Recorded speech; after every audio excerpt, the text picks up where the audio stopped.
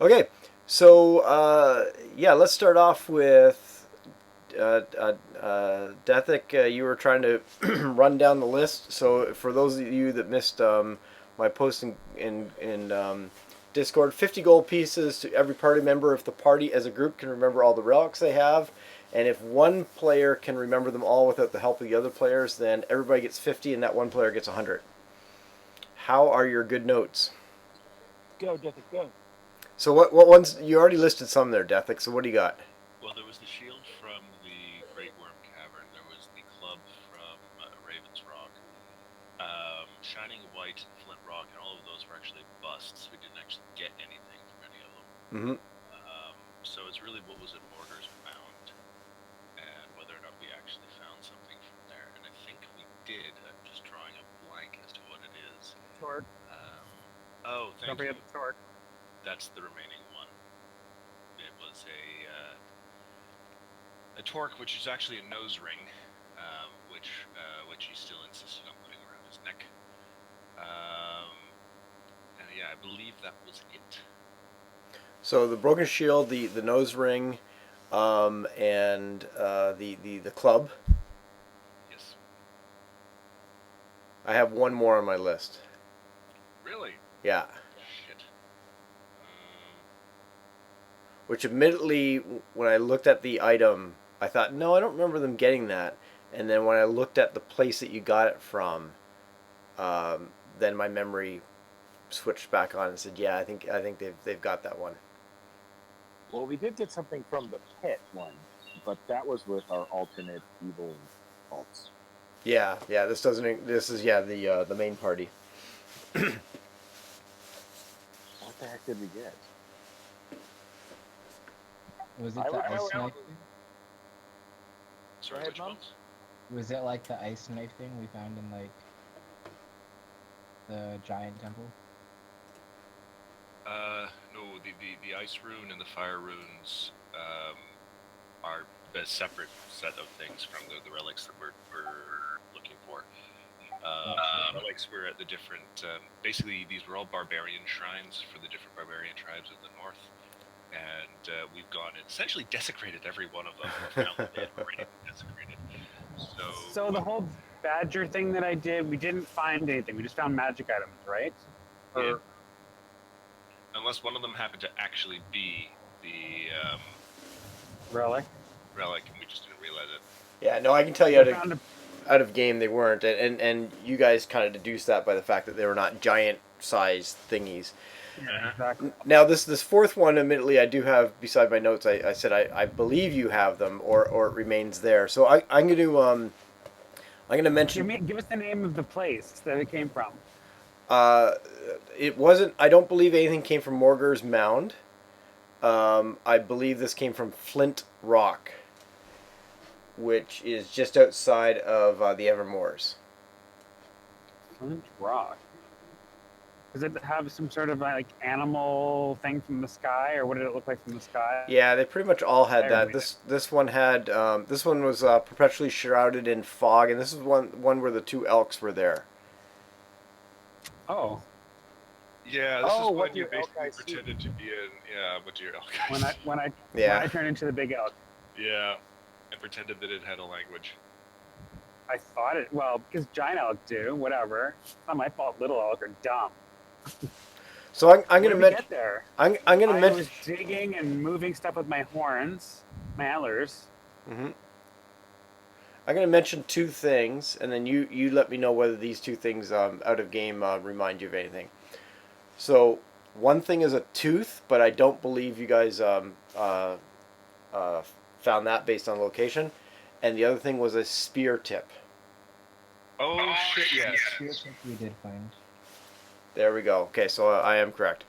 All right, I'm going to give everybody 25 gold pieces just for the fact that Dethick, the ones that he remembered, he also remembered the places that he got them from, which was which was not part of the which was not part of the test. So a little bit of bonus marks there. And I'm going to open up a lower sheet and throw him 25 GP as well. There's not really Richie, much point you in haven't having been tracking 25 any of your money. I know. I've said that several times. I You was now for a have while. 25 gold pieces. I have notes from before because I never spend my gold, and so I've just been amassing it. You But should still then have it I written couldn't. on your character sheet. No, I know. I was keeping track of it in multiple places, and now I can't figure out how much I have. Oh, Exactly jeez. why you should be just keeping track of it on your character sheet. I know. I'm just rich. That's all. I just know I have a whole shitload of gems on me.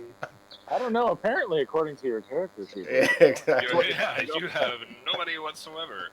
So, what do you I'm think, Drew, Corporal and we don't use Mums? Should money. we kind of increase our money by about 1,000 each? Because obviously we've been holding Witchy's for him. Hey, I guess so.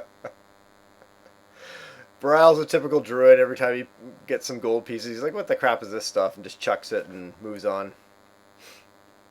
This is metal; it that's belongs it. to the ground. It really is. Yeah, exactly. He's like, well, and he'll convert them to gems and shit. But he's like, oh, what am I gonna do with these? Oh well, just in case. And because remember, I did get the ring, so it's the only thing I I've was ever about bought. to say you were complaining mightily about not having a particular ring, so that's something you can do with your Exactly. gold. Right, and that's the only time I've spent gold, except for that one time that I retrofitted some armor. But other than that, I just don't spend gold. I have like Time in bank all cap, this whatever. gold. Whenever I'm rich, I'm hiding it. Okay, so Alright. you are heading back. I'm just gonna get a quick idea of how long it's gonna take you to get to the temple from Raven Rock. It won't be too far. 210 miles, 8 miles an hour. Time. So 20, I don't know, 25 hours, something like that. A day. So Okay. that's where you're headed, back to the eye of the the eye of the Allfather. Yes, I believe that was the plan. And if Seth was here after the eye, we'd be going to Silvery Moon.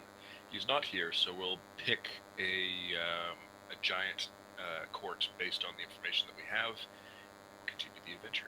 Sounds I good. like it. I believe that it was the hill giants that we were thinking about first, right? Yes, assuming that we actually got information from them, but I think that club is actually the Hill Giant relic, so we'll find out. Because it wasn't a case of we got to ask which one. The Oracle basically says, "Oh, you brought back." I mean, that's how we know where the Jarl for the Frost Giants is. It's like, "Oh, you brought back the Frost Giant relic. Here's where the Jarl is." It's like, we didn't want to know that. So let's get you back to the eye.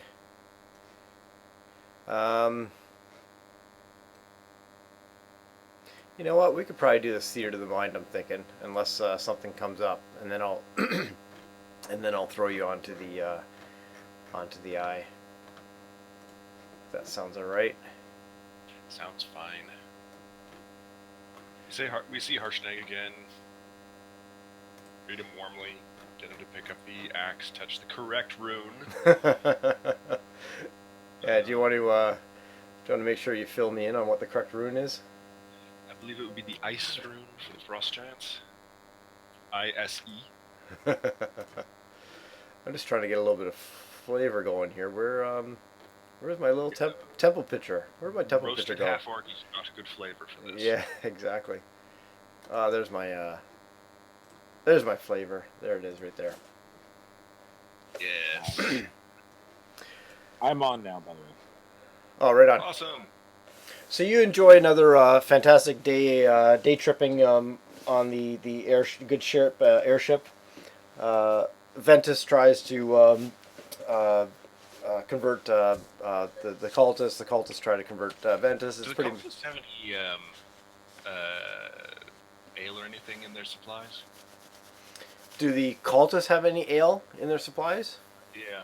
I have an alchemy jug that can produce wine, like up to a couple of gallons. I'm pretty sure. Yeah, these cultists are pretty straight laced, so they don't have any ale or wine on. They have food for supplies and things like that. A few trinkets that they've picked up for their good man cloth, but no, unfortunately, they don't have the good stuff. Ah, well. But it sounds like Jericho can set you up if you're looking for something. Sure. Um, doesn't really matter. Anyway, carry on. You just spent the last, what, good part of a week running all over the north, picking up relics, Yeah, we can celebrate. almost getting your head bashed in. You got 24, 25 plus hours to get to the temple. So you pound back, Very well. you I'll pound share a back a drink or few. two with everyone, including Lore. You pound back a few on your way there. You arrive.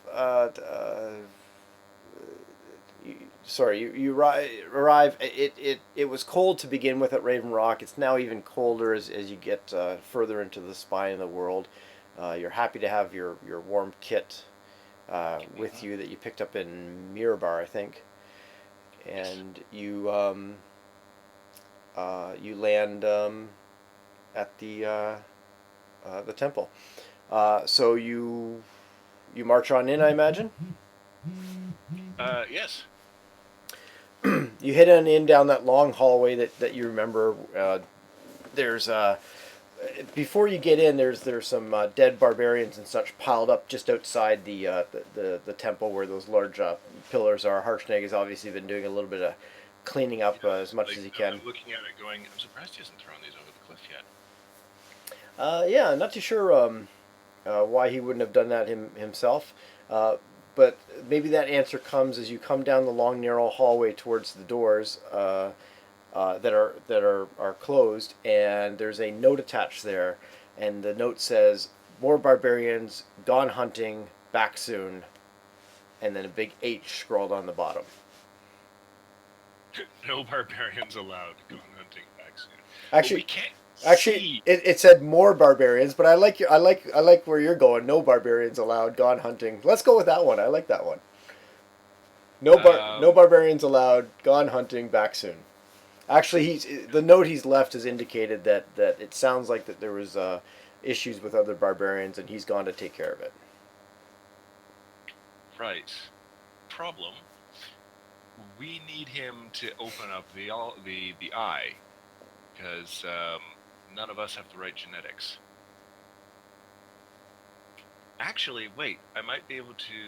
Hang on.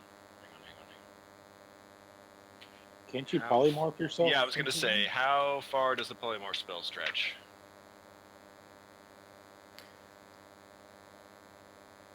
Well, while you're figuring that out, your first issue in front of you is these big, large doors. Yeah, well, the polymorph spell might be able to deal with that too if I really can turn into a frost giant. It depends on the CR rating, I think. Yeah, I'm trying to find that right now. It can be equal up to your level if you're casting it. So whatever your level is the character, that's your CR level for the polymorph. And this is polymorph versus true polymorph, I imagine? Yes. So I don't get the special abilities, but I would get... Depends how smart this spell is, and we'll find out, and I'll basically have everyone else stay out of the room, just in case. Okay. First off, let me just look up frost giants.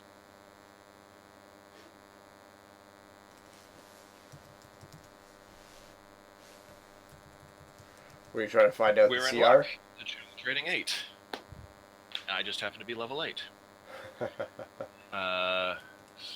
if we pop this,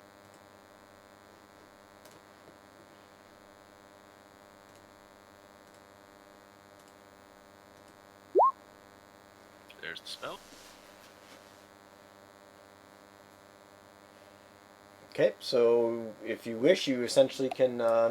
So I basically say, well, guys, we'll have to make our own frost giant, and I close my eyes, I concentrate for a moment, and all of a sudden, I'm surrounded by an odd mist that seems to grow rapidly.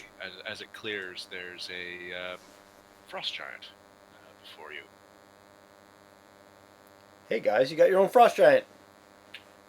Rawr. And I lean and push the doors open. And you do that without much effort, and the doors come open. They're easier to open this time because last time, you may remember, there was a bunch of ice caked all over the place. Doors open up, and you're now into the room with those large statues, the statue of the All-Father, the various giants with their weapons, and the door for the oracle, the shimmering door ahead of you. Right. So I open the door to the south where the feeding room was, and I ask everyone, for your own safety, please stand in here while I try to open the door in case this goes wrong. And does everybody heed the words of Frost Ethic or Frostcrev? Remember when it happened last time? Yeah. I'm gonna go in there. Ventus, you follow suit? Yeah, I reach Okay. up and jump, and then pat him on the shoulder, and I say good luck, and then I scamper away behind the corner. Okay. So everybody heads into there, close the door, or at least kind of keep it open to a little bit of a crack or whatever. So I walk over to the frost giant statue. Yep. Basically, I reach to say I reach to pick up the axe. It's like, I'll have this back to you in a moment. Pick up the axe, walk over to the runes. I look at them. Right. I reach back into my own pouch and pull out the frost shard to go. Which one's which? Right, that one. Put it back, and I touch the correct ice rune with or ice rune, however you want to pronounce it, with the axe, and I get ready to bolt. What happens? I love your description of everything. I will tell you, as you go to pick up the axe and you get the axe and you head towards the door, you notice that the archway is already translucent. Oh. And you feel that it looks the way it looked when you activated it last time, and it looks like you could go through it, although you are welcome to start touching runes if you wish. Is anyone on the other side? No, you don't see anybody on the other side. Alright. I put the axe back, not touching any runes, because why risk it? And I gesture to the other guys. It looks like somebody already unlocked it, but there's no one in there. So You hear an echo like coming from behind the corner, just saying, "Well, go look. We'll wait here." Alright, give me the relics. So you're heading in with the relics, and everybody else is staying by back. Apparently. All right. So I walk in, I bring the relics with me, I stand on the spot in the center, and my first question is, how much longer is the door going to be open? And this booming voice of the oracle says to you, "I opened it for you. It will stay open. Why, thank you. It will stay open for the hour that it has stayed open in the past." Much appreciated. So we've brought more relics, and we'd like to complete the bargain and get the location information associated. Place, excuse me. That is good news. Place the relics in the middle of the temple, and there's that circular area near the body of the dead giant there, that has that large rune, the Kong rune for king. And the oracle asks you to place them there.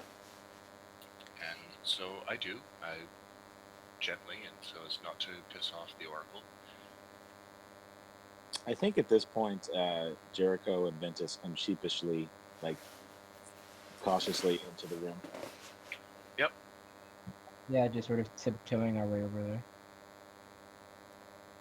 Okay. So you place them. You place them in the center there.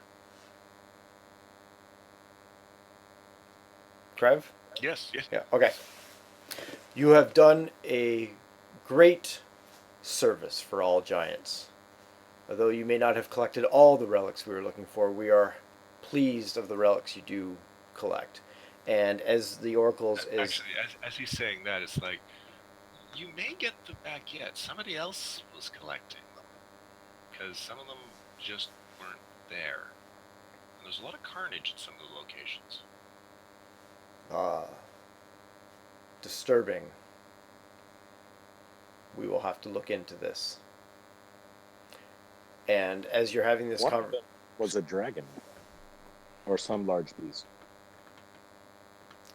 one of them was a dragon or a large beast. Where? Remember, you said there was one that looked like it hovered down and picked it up and then flew away with it. Yeah, I'm trying to remember that. Oh, yeah. I think I know what you mean now. That there was an impression in the ground, that there was like a boulder or a large round item there, and you guys were asking, did it look like it was rolled away or something like that? I think that's what you're talking about. So yes, you'd be right that there was something that was taken that didn't, something large that was taken that didn't seem to be rolled away. Dragged away. Right? Yeah, yeah.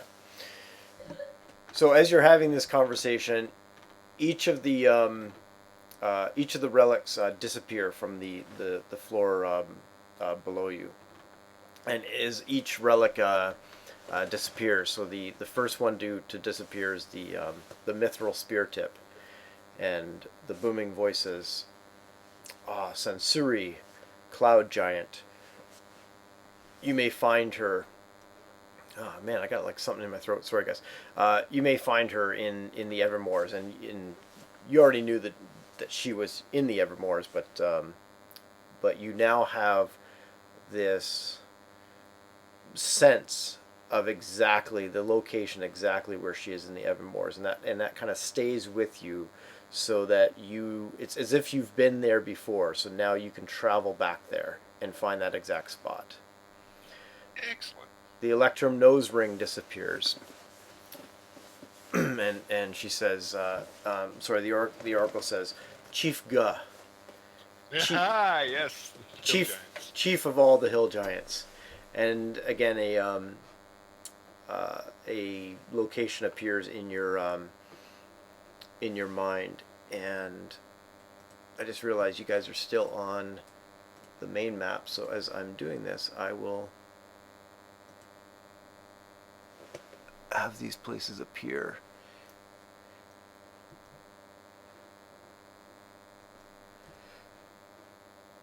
So there's one in the Evermoors. Yeah. That one's probably up in the air, though, given Cloud Giants. Yes. What else do you have? You have the broken shield. So is the broken shield? That was the Frost Giants, wasn't it? Frost Giant. So Yeah. Yeah. So Jarl Storvald and Svarborg, which is up in the northwest, in the Sea of the Moving Ice. And then finally, the club disappears, and you have a picture again of Grudhug, which is where Chief Guh hangs out. So you So surmise two from of these this. relics were Hill Giant. Yes. Oh. And so the Oracle's booming voice says, no relics from the stone giants, no relics from the fire giants. That's okay. Well, to be honest, guys, I'm thinking that we really should just go and see the Hill Giants. In theory, they're the easiest to handle one-on-one. The whole group of them might be a bit tough. They might also be the easiest to bully. We could say we killed other of their kin. Well, that just might make them angry. Also, I am curious to find out why that one lone hill giant was singing in dirge before we killed her. Well, you could have found out by asking her. Yeah, but you see, I made a mistake. I let Lore do the talking. Murder hobos. I'm sorry.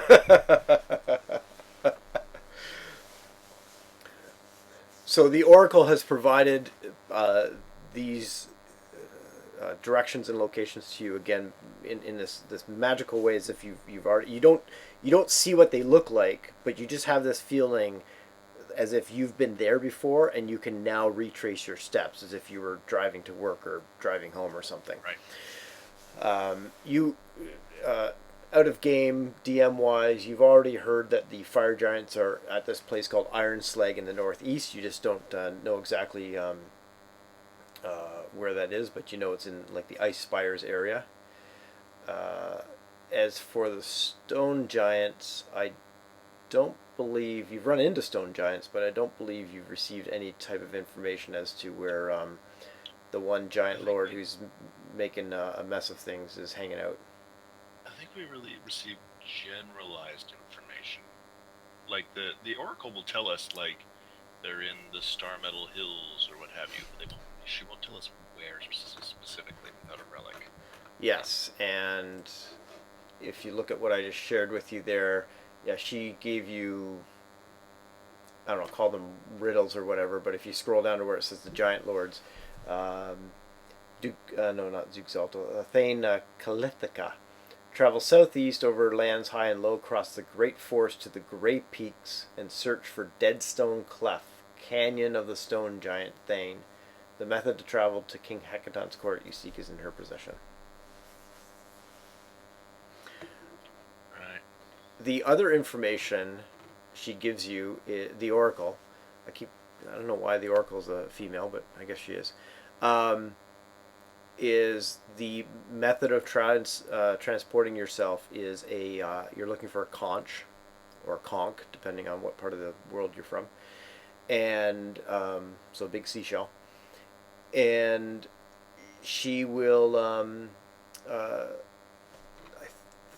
think, give me a second before I give you too much information, I believe she actually tells you where the conch is.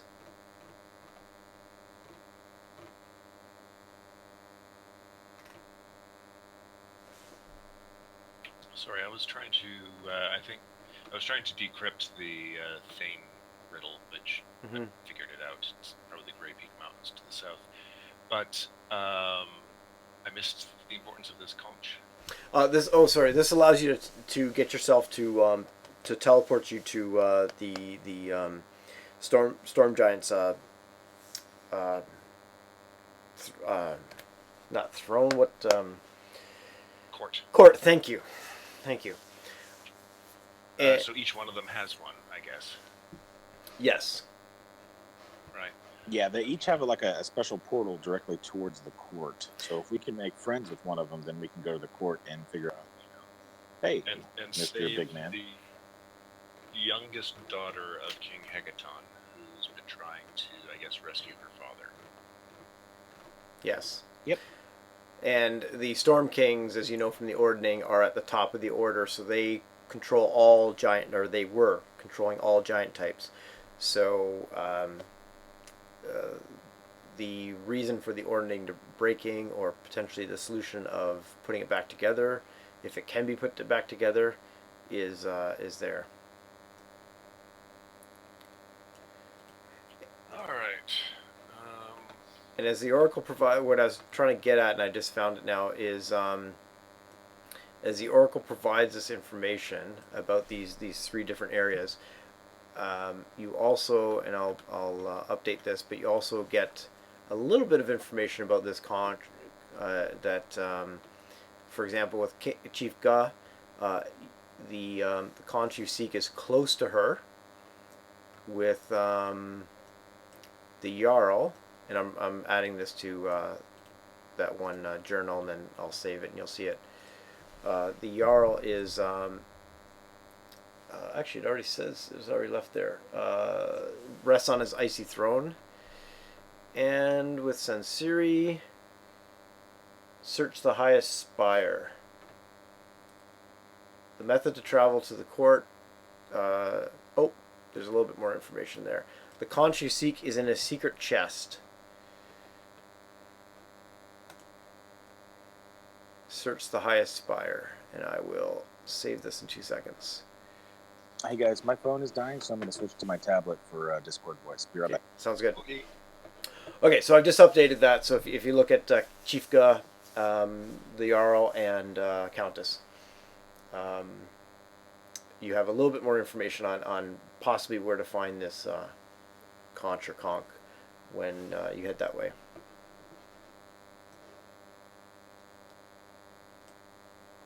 That whole part went a lot better in my head last night than it did this morning. It was awesome last night in my mind. Fine. Well, I think we have what we came for here. Who's up for going and visiting Grudhug? Who's up for storming the castle? Have fun storming the castle. Dangerous. Let's do it. What are our assets?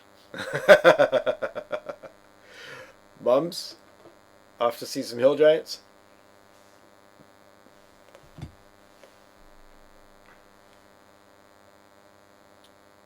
Mums, are you muted on your end? Maybe he had to step away. Yeah, possibly. And then Vorpal when he switches back over, unless he's back on his tablet. Okay, can you hear me? Yep. Yes. Yep. So the vote is currently 2 players to head towards the hill giants in Grudhog. Let's make it 3. Alrighty. And we'll assume Mums is a 4th. Let me just ping Mums.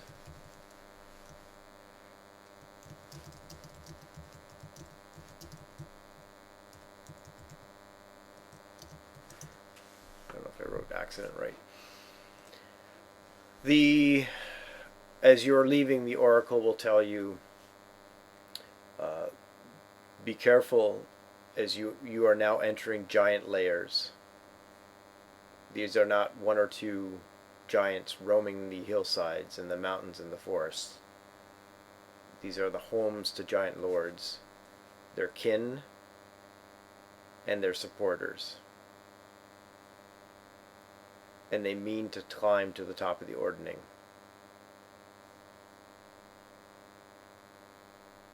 Right. So sneaking in might not work. The oracle's Suppose essentially telling you it's time for the brown pants. Nice. And the red shirt. Sorry. So what was the problem? Where we couldn't get in? No, there's no problem getting in or anything like that. The oracle is just letting you know you're heading off to the layers of giant lords. Okay, but I can sneak in, can't I? Yeah, Deathic said sneaking in may not be on the list. It might not be a good idea. Okay.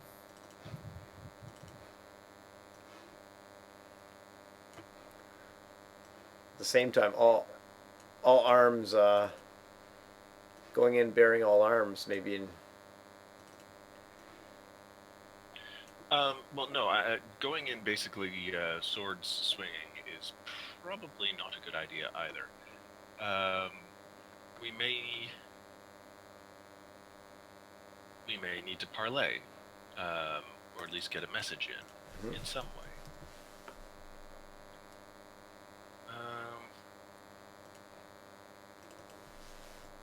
By the way, halfway through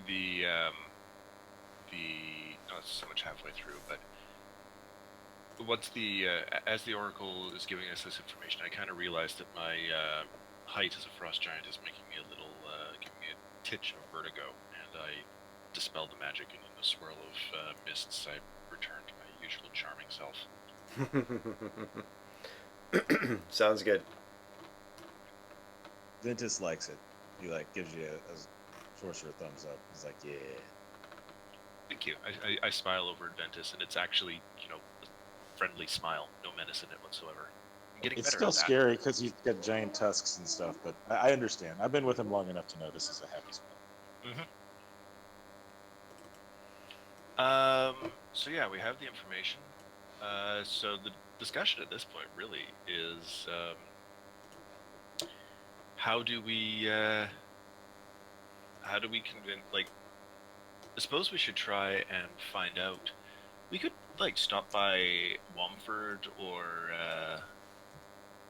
Belliard and see if they know of anything about Hill Giant information in the immediate vicinity. I would suggest skipping Westbridge. And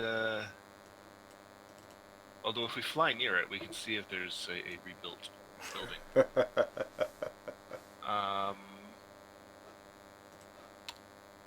But yeah, see if we can get some intelligence on what's going on, maybe scout the area out a little bit, and most importantly, figure out how we're going to approach this. Whether we do a complete sneak in, or if we, because if we basically sneak in, steal the thing, and run away, that's one way to do it. The other way is to try and convince her to let us get to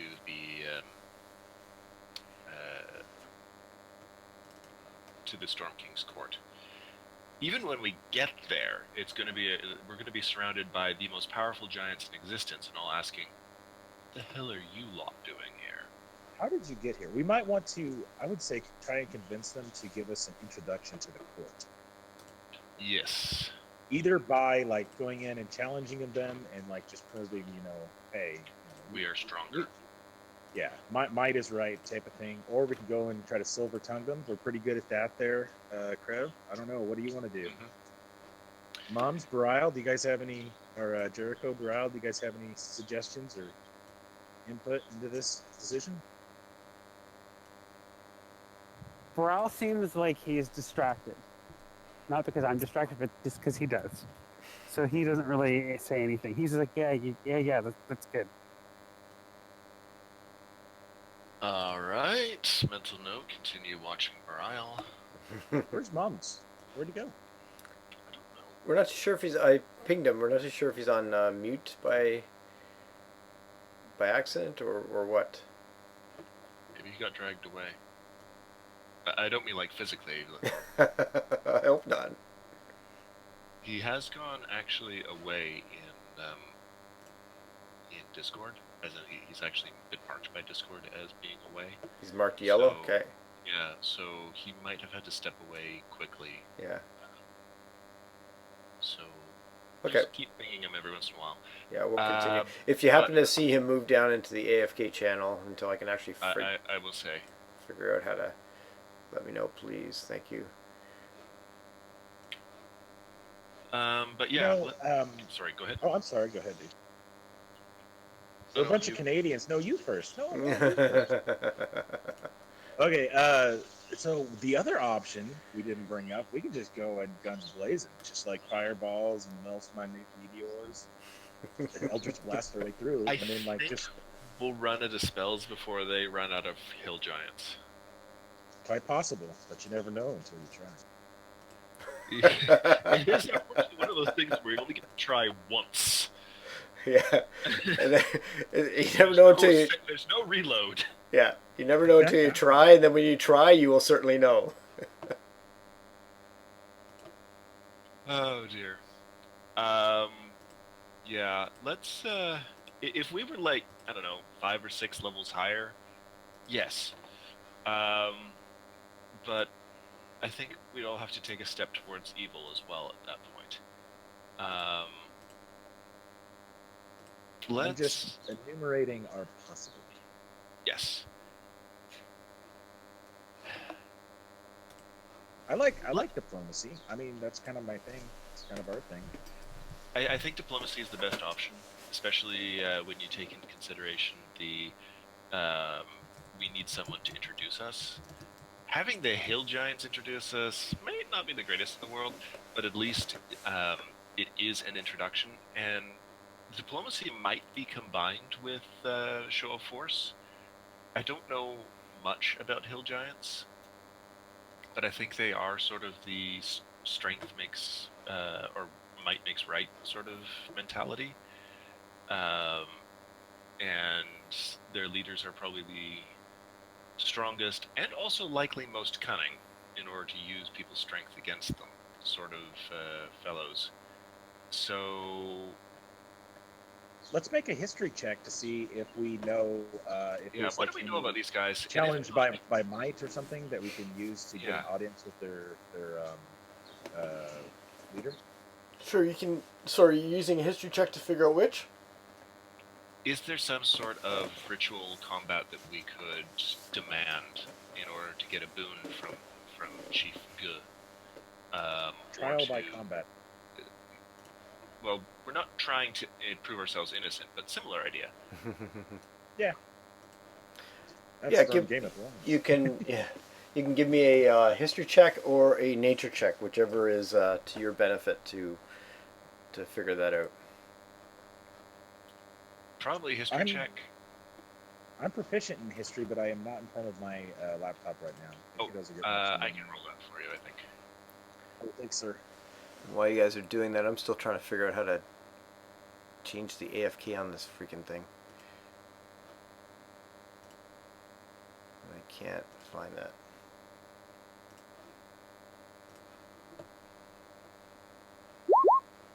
Sometimes Find Discord is not That was almost a 20.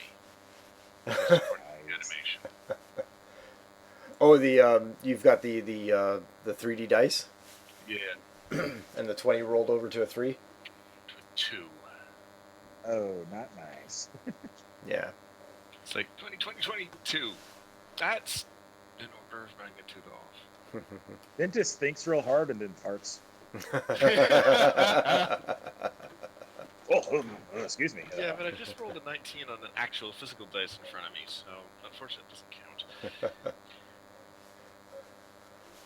Well, you I want the think rest? the answer to our question is I don't know. Yeah. Do you want the rest of the party to give a go? Can we ask the Oracle?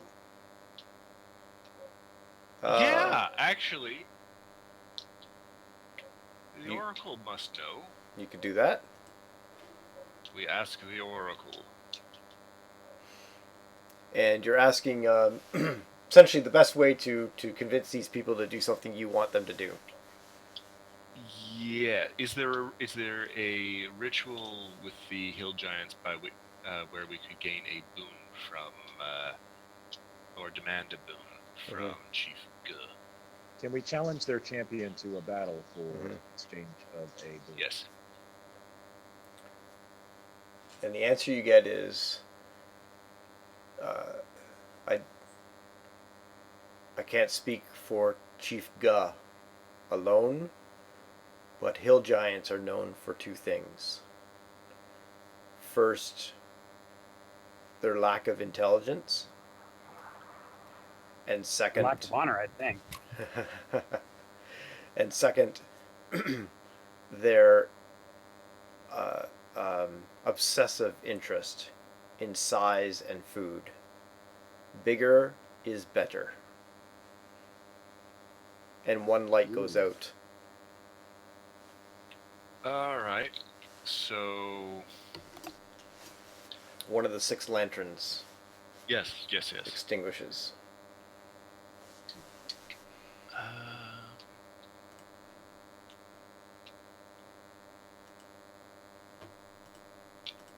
Can you polymorph more than one person?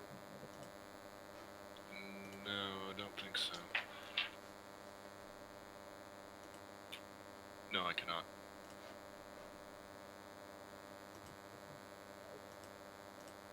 You've gone very, very quiet, I'm afraid. And we can't. Oh, I just, did the like, thing. We can't just enlarge somebody. Well, I was saying I can enlarge someone, but it's just going to be for a minute. Yeah. Yeah. What are we gonna do here? I mean, we can try and We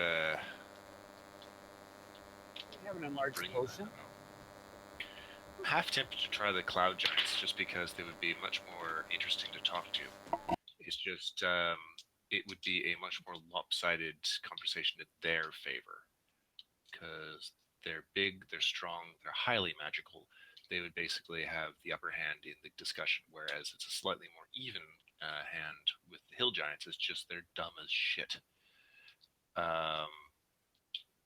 which doesn't actually. That's not quite fair, because I imagine their leaders are actually quite crafty. Um, it's just as a whole, they're not particularly smart.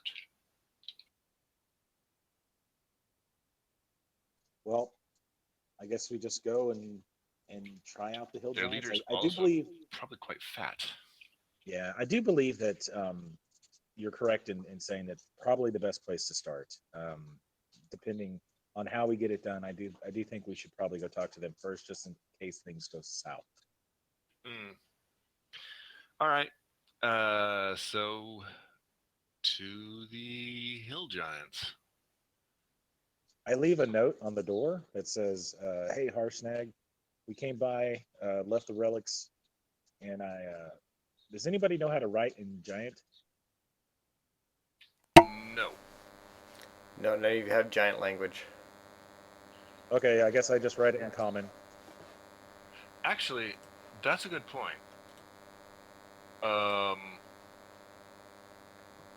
we need a translator. Because we're about to basically go to it's like, we're about to go to a foreign country, and none of us speak the language, and yet we intend to parlay. I have comprehend languages. I've had it this entire time and never used it. Good. You, sir, are going to be... Oh, does that allow you to speak the language, or just understand it?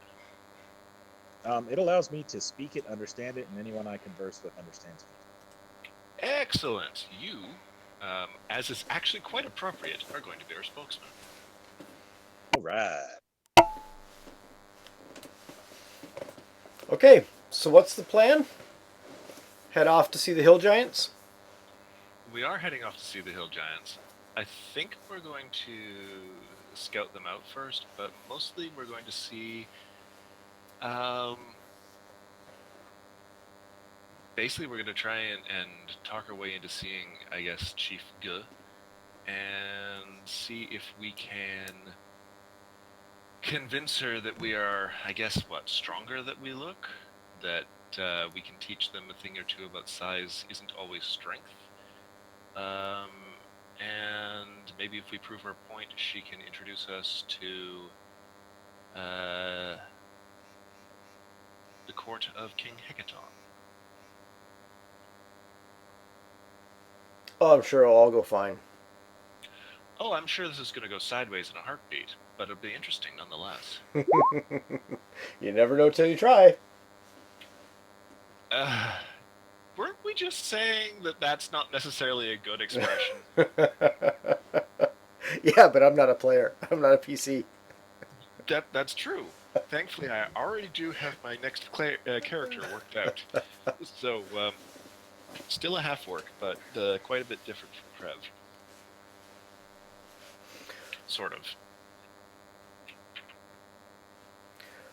Well, whatever you choose to do, it's probably been about 40 to 45 minutes in the Oracle room there. I think we say our goodbyes to the Oracle. Mm-hmm. And basically on the way out, we may be back for more information. Cheers. And as we leave,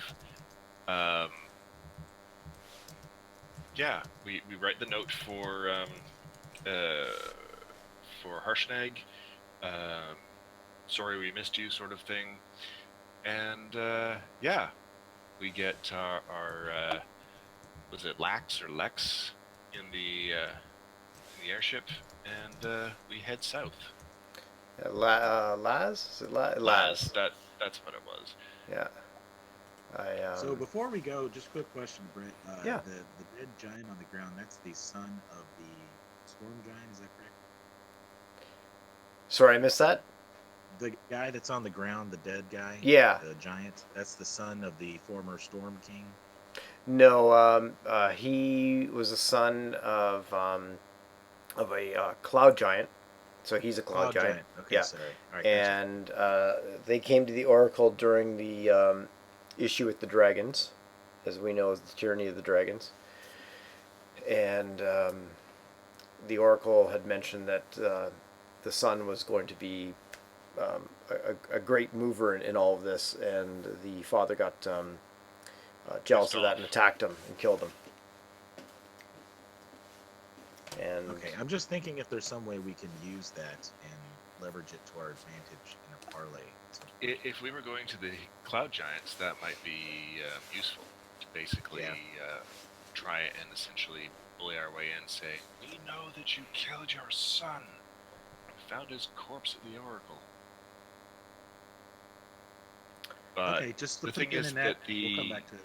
leader of the Cloud Giants is a countess, so I don't know where this king person comes in. Well, this was quote unquote just another cloud giant. So you don't have any Okay. information that may or may not connect him to Countess Sensori. He may be connected. Yeah, or it might just be that Countess Sensori doesn't appreciate murderers, and or people that kill their children, and so she might take it as interesting that we would be able to provide this news. Mm-hmm. But again, I'm not sure if we want to go to the Evermores until Seth is back here, because that almost certainly will tie in with, or could tie in with his family and with the fact that his character's brother was lost in the Evermore somewhere. And I don't really want to say find his brother in the clutches of the Cloud Giants if he's not here, because it steals a moment from him. Mm-hmm. Yeah, out of game, everything you know about the Evermore is probably good to have Seth around. Yeah. Yep, agreed. Okay, to the Hill Giants. Yes. Okay. You Oh, hey, Dethic, can you do the description thing that you've done before as we fly across the map? That's awesome. I love that. After Brett, of course, gives us the details. Sure. Yeah, I was just going to say that you leave the the Oracle room, and as the door shimmers and goes back to its opaque, just off in the distance, you hear a voice that sounds like the son of the Cloud Giant, saying kind of out loud to anybody, "Think it'll work?" And the Oracle replies back, "It would take a miracle." And then the door closes. Nice. And then the door goes opaque again. Oh dear. Did you guys hear that? What was Fred that? shakes his head.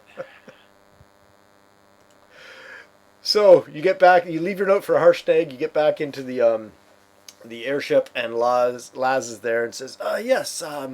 Where to now? More traveling, I would imagine." Yes, Laz, we are going to Grudhag, down in the Desaran Valley, just to the west of the High Forest, south of the Somber Hills. We're going to go see hill giants. Ah, hill giants. My. I would suggest we keep the airship well away from the destination, because we don't really want them to use it for kindling and you for the meal. Oh, that's very kind of you, sir. Yes. We can get you to the general area, of course, but Grudhug, I have not necessarily heard of. Yes, which is I pull out. We must have a map of the north, or they do, available.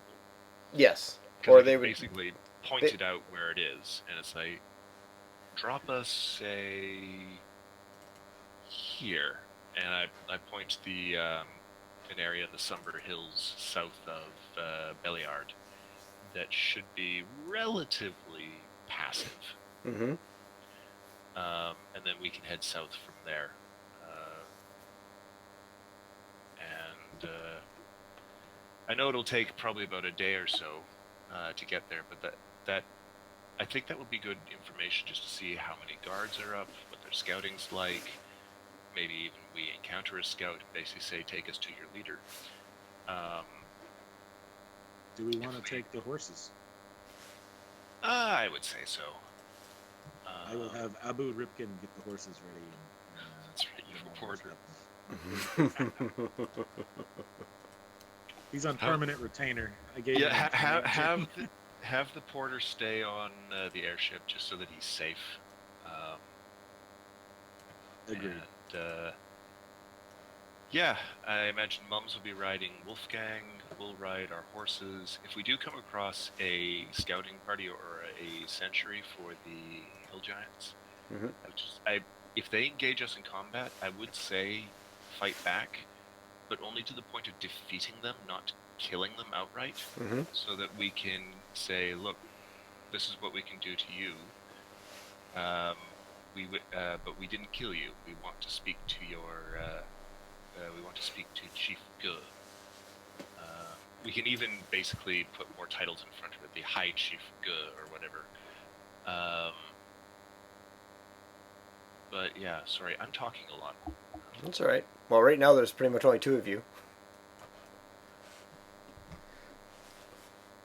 Yeah, that's okay. I like it. So yeah, if we do come across some guys, we can kill them all, leave one left to take the message back, and leave them all alive. No, we want them basically to escort us there. The idea, because I don't want, I'm trying not to make an enemy of these people, because we want them to essentially be our credentials when we turn up at the Storm King's court. Because, I mean, I don't think we could do the guns. We could probably do the guns blazing thing in the Hill Giants. I don't think there's a hope in hell of us doing that in the Storm Giants. And so we need someone to be our credentials, to someone to basically announce us and say, these people are here for a purpose, and it's not to basically take over, or to be food. Now, the Storm Giants are probably quite dismissive and derisive of the Hill Giants, but they are still giants, and they'll be looked on a little bit better than us as, small folk. But at least it might be an in for actually talking to and even seeing. I can't remember her name, but I know it's written down somewhere. The Hecaton's youngest daughter. We keep missing it up with Game of Thrones person, Sensiri or something like that. No, Sansuri I thought was the Countess. The Cloud Giant lady. Yeah, I'll have it for you in 2 seconds. Do we need to make a nature roll to see if we can navigate from the hills to the south of where we're heading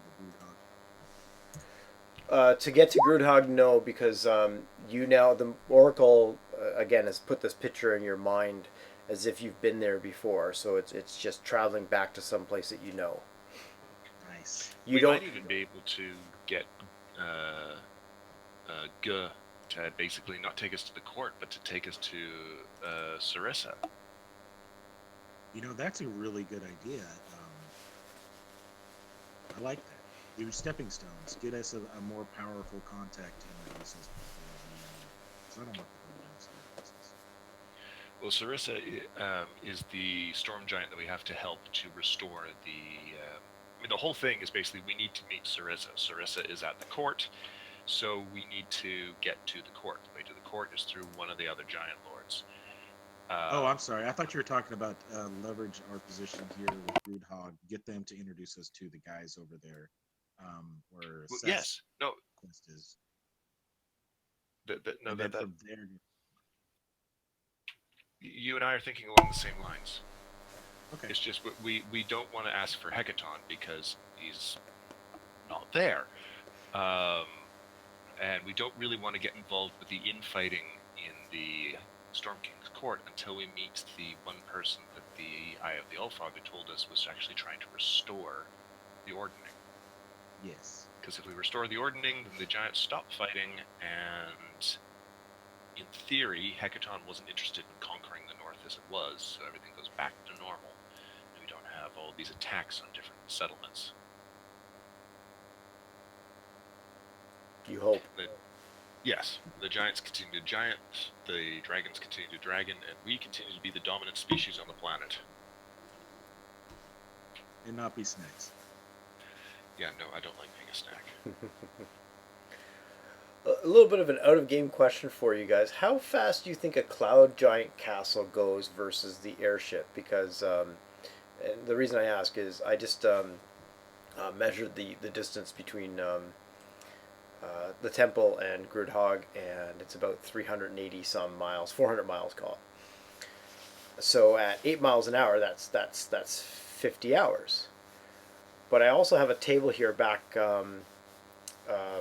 from, and this is going a little bit about a game, but you did have a chance to have Zephyros give you a bit of a ride, but you guys thought he was too crazy that you didn't want that. And it suggests that it would take 26 days to get from Nightstone to Bryn Shander, which is approximately the same distance, give or take. Nightstone, obviously, way down here, relatively close to Grudhog, and Bryn Shander up here, I would argue more or less the same distance as the temple.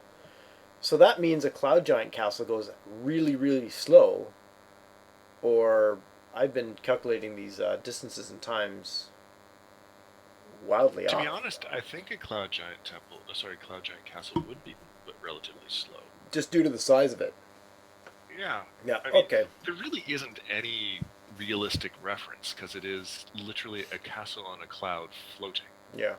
So I see it as a battleship. It moves at the speed of plot, really. Yeah, exactly. I see it as a battleship versus a Corvette sort of thing, I guess. Yeah. Because when I was just doing the distance, just to get an idea, I like to have an idea how long it's going to take to get you there and how many options I have to kill you along the way and things like that. And I remembered, oh yeah, there was a chart for how long it would take to get from Nightstone to Bryn Shander, and I pulled it up, and it's 26 days. And it doesn't indicate how fast, or at least I can't quickly scanning it how fast the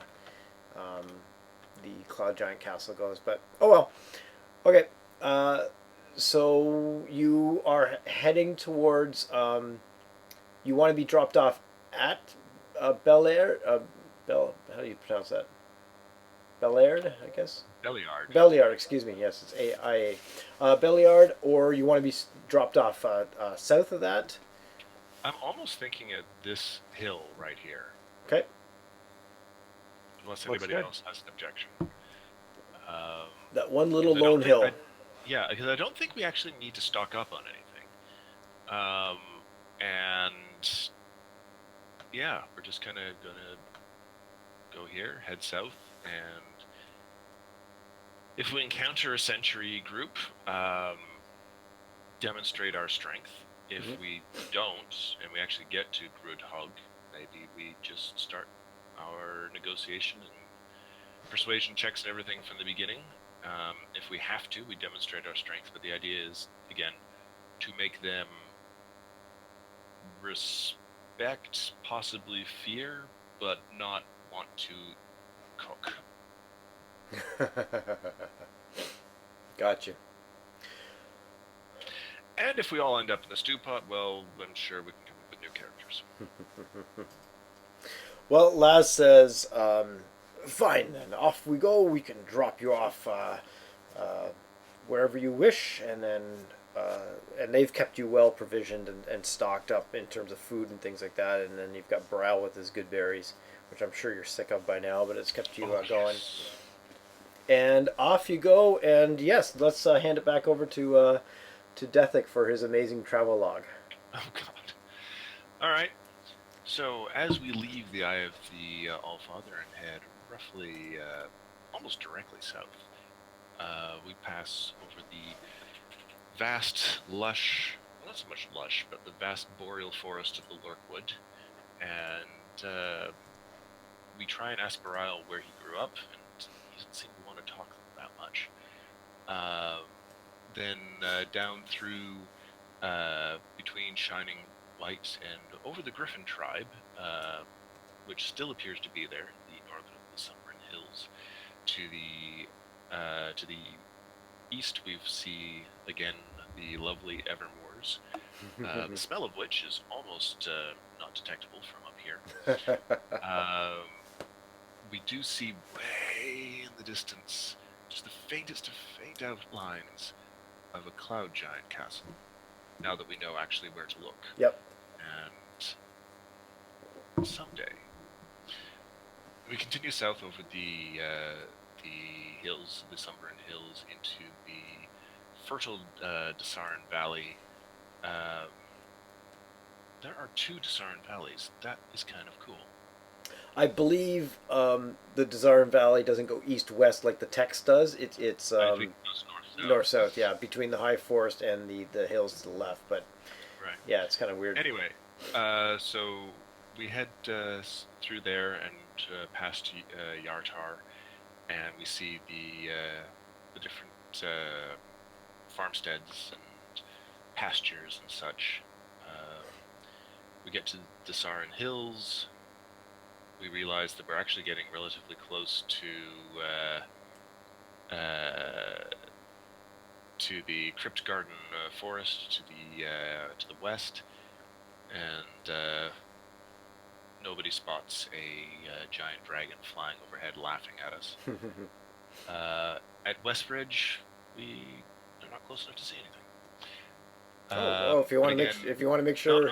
That's fine. That's Okay. fine. We don't have to go anywhere near there. I'm not keen to revisit that yet. But yes, we continue to head south past Stonebridge, past Belliard, and again farmsteads. Everything seems peaceful and nice, pastoral as we carry along. And we get to the one hill, slowly start to lower down. To our west is the almost endless-looking high forest, the true remaining patch of wildness in the north. And yeah, here we are. Well done, sir. I don't know about that, but Oh, it was. Oh, that's good. I lived every moment of that. So Laz drops you off on that one particular hill that you were interested in. Excuse me. And you get the horses out. I think you said. yes, Abu gets the horses out. Abu Gotta gets give the him horses something to out. do. Yep. And He's got to earn that money. so you I guys. think he's been mucking out horses on a ship. He's more than earned his money. And gets them ready, and then Laz and the cultists wave goodbye. Lets you know they'll be. What are your instructions for Laz? Because you'll probably be gone a few days. Depends on the distance here, but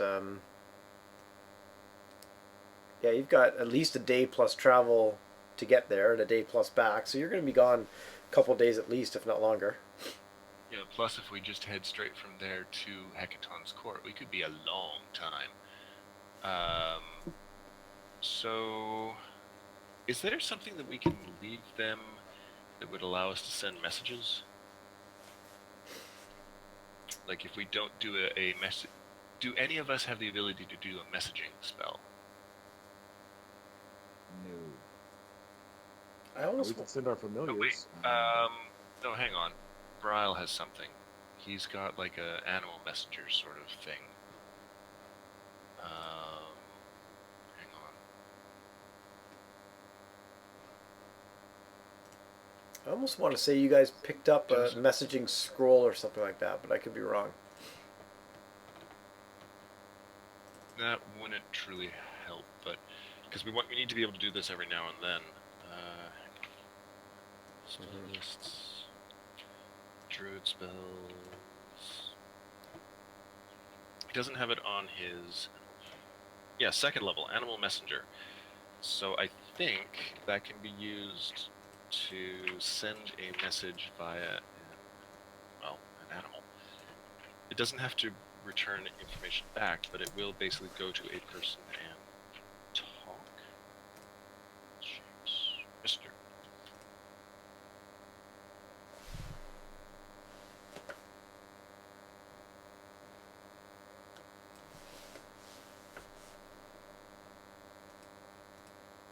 Because up to now, you guys have been basically using your familiars.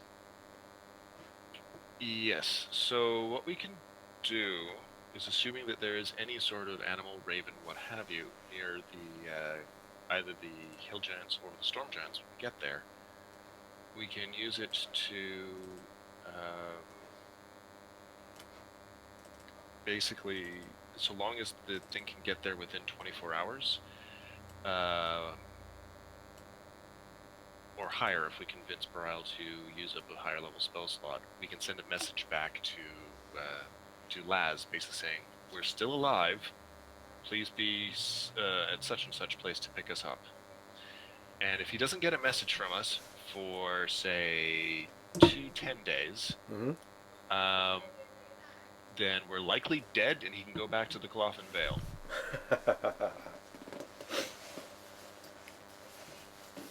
Sounds good.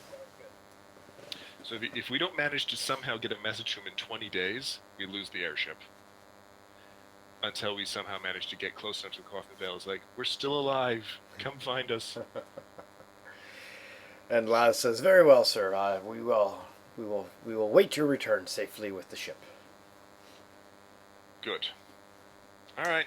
I was kind of thinking of a Star-Lord moment where we say, then come and get us and come rescue us. No, but I like your idea. All right. Okay, you go off on your horses. Jericho's on his Wolfgang, is it? Usually. Is that the name of his Yes, construct? that's the name of his mechanical wolf. And speaking of him, I'm just checking in. Yeah, weird, eh? Huh. He's still in the... I turned He the... has actually gone back green for a moment, but he's had to step away again. Okay, I'm just going to message him one more quick time, privately this time.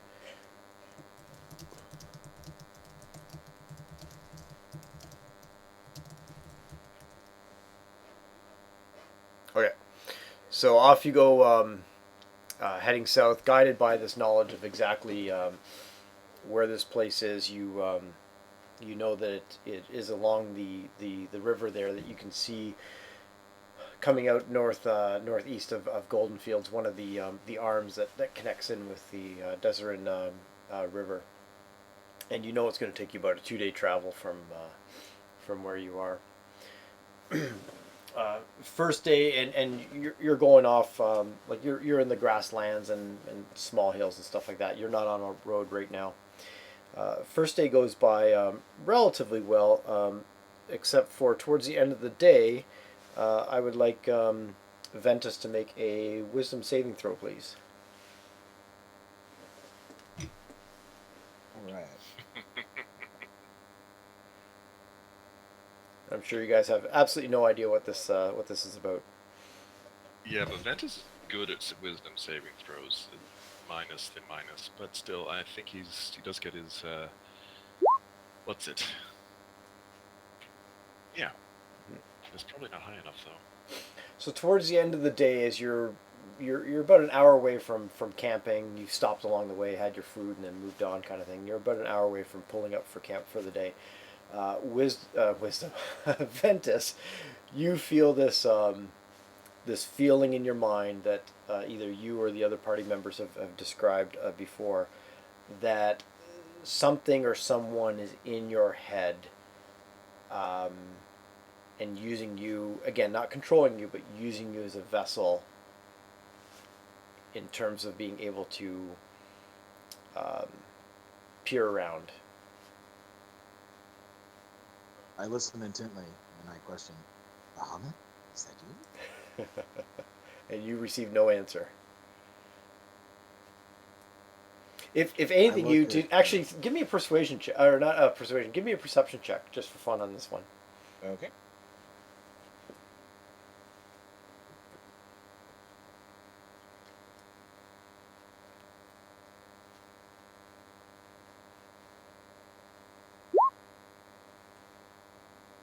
Ah.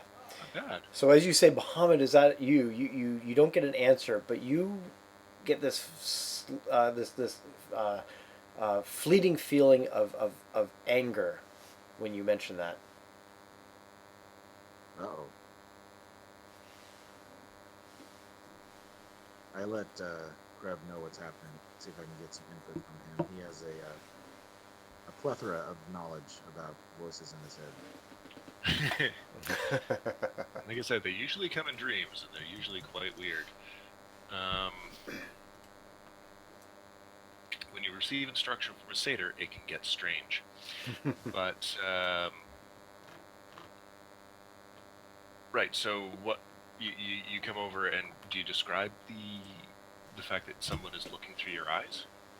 Yeah, basically, I give you the rundown of what's happening in like my internal dialogue with him. So the question that goes Bahamut, and I Okay. got this fierce anger just to my bones. He's not Bahamut. Right. So I'm not fond of someone who's angry at like the platinum dragon looking through your eyes. So this also sounds remarkably like what was happening to Lore on the airship the other day. I basically close I blink my eyes to go cat's eye, and I cast Dispel Magic upon Ventus. Anything happen? So I think I do need to do a roll for this. Yes. Out of game last time, you had to roll it because it didn't automatically. What's the automatic? There's you. So because Level I'm 3 casting, and below? no, level 4 because I'm casting a 4th level spell. So level 4 and below automatically dispels. Above that, I need to make a roll.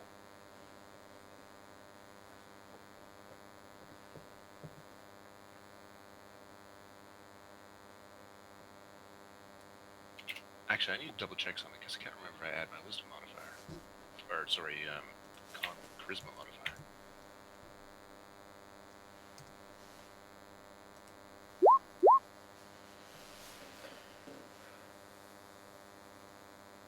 The DC equals 10 plus the spell's level. For each And I do make a charisma modifier because it's based on my spellcasting. Yep. Make an Nice. ability check using your spellcasting ability.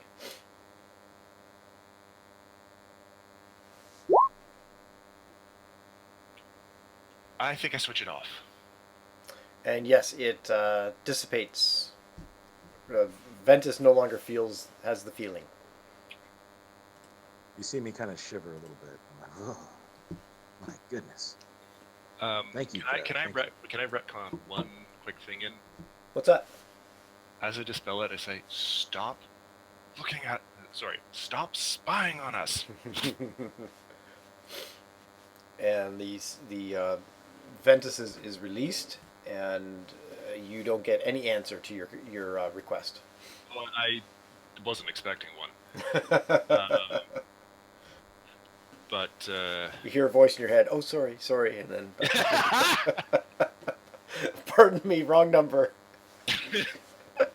yes, the spy is Canadian. It was a pocket dial. I'm sorry. They apologize for spying. So as we continue on our way, I'm just going to converse with the guys and be like, let's run down the list of who we think this could possibly be. That's Well, spying. It's powerful. It knows who we are. It's powerful enough that it can do this multiple times a day. It Doesn't hates like gold. Bahamut. Yeah, it hates the The good platinum dragons. dragon. Yeah. Yeah. So there's a couple of. I mean, it could be old Gnawbone, because we have met her before, and although I don't think we really piqued her interest, she does know of us and what we're trying to do. It could have been the blue dragon that came into the Eye of the All-Father, although he didn't seem particularly interested in us, but he's obviously interested in what's happening with the dragons. Would It I have could be known Cloth. if this was a dragon mind that was touching mine because I have my draconic abilities and stuff? I have like persuasion buffs and conversation with dragons. I can't necessarily. I'm open to ideas on how you would be able to discern what kind of mind it was, or at least discern whether it was dragon or not, given your dragon background. Well, there is the description of what I can do. Oh, okay. So Whenever I you need make a a charisma check check. with it. There is a question, though, as to whether or not, because is the information flowing only one way? Well, I don't know did whether ask him that yeah, you he did was actually get a pissed. sense. So yeah, or she or it. So Next whenever time you it makes contact with me, I'm going to try and ask its name. okay. I'm just whenever you make a charisma check when interacting with dragons, and interacting, can obviously cover a lot of ground. Your proficiency bonus is doubled if it applies to the check. So it depends on if you want to let him make a check. Yeah. And remind me again. I always have to open up one of your guys' sheets to remember what falls under charisma in terms of checks and things like that. So that's persuasion, diplomacy, intimidation, and performance. Yeah. Yeah. Yeah, I think I would allow that. Yeah. So next time it's in touch with you. Cool. We'll figure out something. We'll do a. I don't know. We'll do a DC charisma check or something like that to see whether you can kind of get this. Is this a dragon feel or not a dragon feel? Deception like is it. also a charisma thing. Anyway, Okay. Well, you're having this conversation as you set up camp and get camp all ready and such, and I have a short rest to get my spell back. yeah, or you can get it back during the long rest that's coming with Mhm. either way. Anything that goes on during camping, you know that you're pretty much 1 day away from Good Hog. I'll probably ask Brile where his animal messenger is at this point. He still has contact with it. No, animal messenger is something that we would cast when we want to send the message. We just find an Oh, animal. We basically enchant it to be a messenger pigeon. Okay, never I mind. do I that got as it now. often as I need to.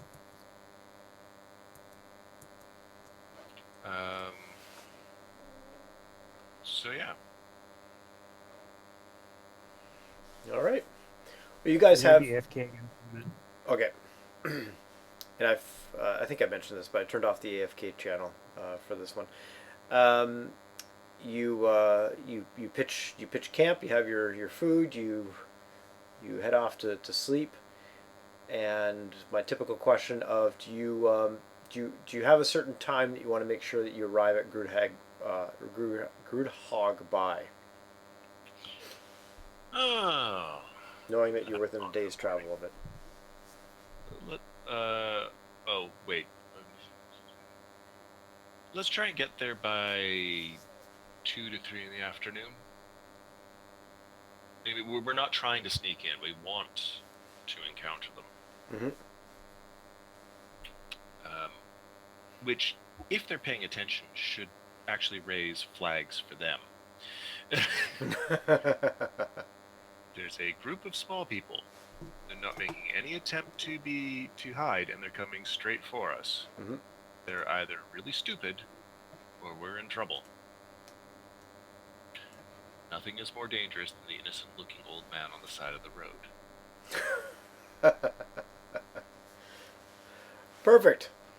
Well, do we want to, because it'll probably get a little active in a moment, do we want to take a 5-ish minute break now and then get back at it? Yes, I know coffee. we've only been at it for an hour and a half, but I figure if we don't take a break now, we might. We're probably going to be in a long, because this is almost certainly going to go sideways. It normally does. So we're likely going to be cutting the heads off giants for a while. I kind of wish Laura was here for this because, well, it'd be easier that way. But anyway, hopefully we're not all dead. I'll talk to you shortly. Okay, see you in 5 or so. Yeah, well, it's a no. Yep. But anyways, I'm back to being semi here. Sorry. Okay, well, I'm that's just trying to pay attention to the story at least. no, that's okay, and we can fill you in as we go. Anyways, you Okay, I'm are back. you're just finishing camping. You are dayish travel away from Good Hog, where all the hill giants apparently are hanging out, or not all of them, but the giant lord, and you are getting up in order to head off that way for, I think you said midday, 2-ish, something like that. Yes, after they've had a chance to have lunch. Afternoon, us. yeah.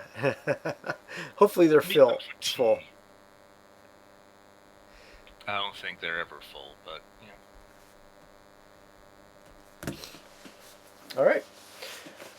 Well, off you go, and as you as you head south and follow this picture in your mind, as it were, you start to find the tip of the river that will flow down through Gridhog and along the way, and you start to use this as your milestone, your guiding post to where you're about to go. One of the things you notice about this river is it's quite swollen, and certainly looks like there's more water going on, like there was a big rain recently or something like that, kind of like a spring runoff sort of thing. As you continue along during the day, and it's about mid-morning now, you can see often off in the distance along this river are a couple rafts going down the river, and you see quite a good number of humanoid people on these rafts, somewhere in the area of like 10 to 20. There's a couple there going down the river. They're far enough away that you can recognize that's what they are, but you're not close enough to actually know exactly what are on those rafts. I look over at Jireg. Go take a look for me, will you? And Jireg nods and heads off, and he flies over these rafts from a safe distance, I imagine. And I would like him to, yes. and he recognizes a number of orcs on these rafts. There's two rafts. There are 13 orcs, 12 kind of, well, there's one orc that kind of stands out as what you would imagine would be the chief or the war chief or whatever, and there's 12 other orcs, so there's 13 in total.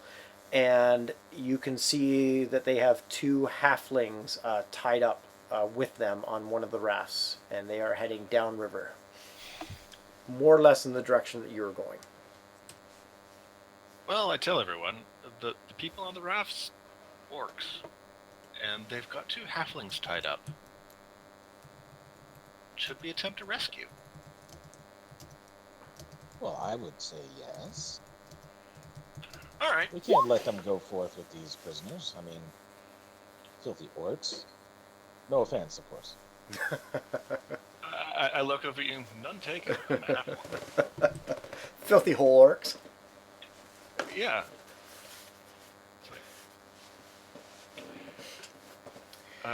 All right. So Now again, the river is quite swollen. It's like 50-ish feet across or so. So unless that's you, fine. So who is actually a combatant right now? By our typical kind of runs, Ventus and Krevar, though I certainly don't have an issue with bringing Brile and Jericho into it as well. All right. So let me double check my character sheet for a second here. You have access to Brile, correct? I do. Let's see. So hopefully, if Mums doesn't mind, I'm going to give Ventus access to his sheet. Okay. You were trying to look for my sheet. So, here's what I intend to do. I look over at Ventus. You can cast fly on more than one person, right? There's 4 of us here. I can make 2 of us flying. You can make two of us flying. That solves the river problem. And we just kind of go over there and... I can swim too. Yes, but this makes you a flying cat. I don't have that spell ready. I cleared some space in my head a while back. And Oh, all right. Well, filled it with I other can't things. I can't fly everyone because I need to concentrate to keep the spell going. So I can, if Baral can swim, I can cast it on us, and well, let's face it. I'm sure Jericho can use that thunder stick of his from the shore. It's a crack shot with it. What's the range on Jericho's thunder stick? I have no clue. I'll race Vorpal. How did you 100, 150 feet. Yes, Jericho shoulders his thunder stick and gives you a confident nod. All right. So, are we good with that as a plan? 2 flying casters, a druid that is more than capable of transitioning over any land or water available, and a crack shot that can basically fire from the periphery. Yep. And Let's how go. fast are these guys moving down the river? Like how fast are the rafts going? They you could catch up to them if you speed up the horses, because obviously you've caught up to them just by normal travel. Okay. Gotcha. Like they are. If you think about a canoe kind of like thing, like they're paddling themselves along, but they don't seem to be in a big hurry to get to where they're going. And they are rafts, so they're not exactly the most hydrodynamic things on the planet. No. All right. So I'm going to ask Barial to ask the horses in his druidic ways. I don't know if he can or not, but please have them follow Wolfgang, and Wolfgang and Jericho will keep pace with the rafts as soon as we start to engage. Sorry, Wolfgang and Jericho will keep pace with the rafts in which? And I was wondering if Barial can tell the horses to follow at a safe distance behind Jericho and Wolfgang. If not, we can pin them up somewhere. I just don't want to lose them. Yeah. I'm sure with Bryle's animal handling druid ability, he can, unless they get completely spooked, he can figure out some way to have them come along. Lore may have a squire with them, and the squire deals with it or something like that. Yeah, we'll just have. In that case, we'll use the usual rules. The I fellow can who's speak to them non-combatant, too, right? he will. Lore will just take care of the animals for us. Yeah. Gotcha. now. I like it. Okay. Cool. All right, so let's get within the usual range or so, and flying is 10 minutes, so we will have to get closer to them on ground first. Let's catch up to them, and then when initiative starts, I'll have us fly, sort of thing. Gotcha. So you're I'll also have my minute meteors up and ready to roll once we start flying. We just have to make sure that we don't AoE the entire raft, because that could kill the halflings. Yeah. Also, I'm we gonna have them ready to explode dive in and the save air. the halflings if they throw them overboard. Yeah, I was gonna have it explode in the air, so it just kind of incinerates the top halves of the guys. Yep. Nope. Krev has absolute trust in Ventus's ability to control fire, because he's seen him do it really, really well to great effect. And there's, as I mentioned, 2 rafts, and the orcs are pretty much spread amongst the 2 rafts, and the halflings are tied up on the raft, like a second raft. So the idea here is you spur the horses ahead to catch up, and then essentially jump off the horses, let Lore deal with the horses while you guys go into combat. Yes. Okay, you do just that. I just had a wonderful thought. Ooh, would you like to share now or share when it comes up? Oh, I'm just. Oh no, wait. I have to check to see if it's also a concentration spell. Hang on. Keep going without me for a second. Okay. So you spur the horses on. It's quite easy for you guys to catch up to the rafts. The one of the orcs, there's enough of them to kind of be keeping an eye out in many different directions. See you guys lumbering towards them, and so they're ready when you come. You get off the horses. They're in the middle of the river, about 20 to 25 feet away from you. Again, the river is about 50 feet across. And let us roll initiative, please and thank you.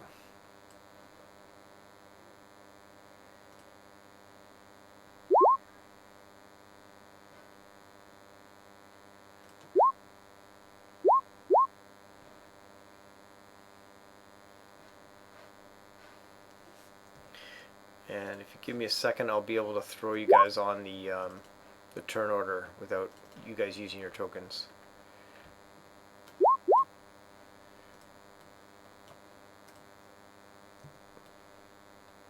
Poor Jericho got a natural one. Okay, so in this fight we got Jericho, we got Ventus, we got Krev, and Brile. If you don't mind, please edit your initiative numbers, and if you can't edit somebody else's, hopefully you can. And I shall tackle that. And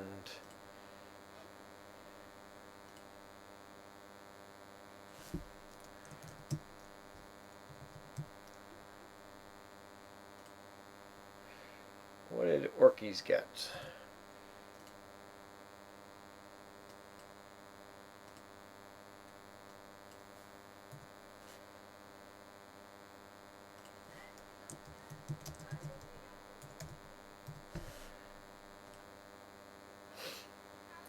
Luckily, you do not see any orcs with one eye plucked out.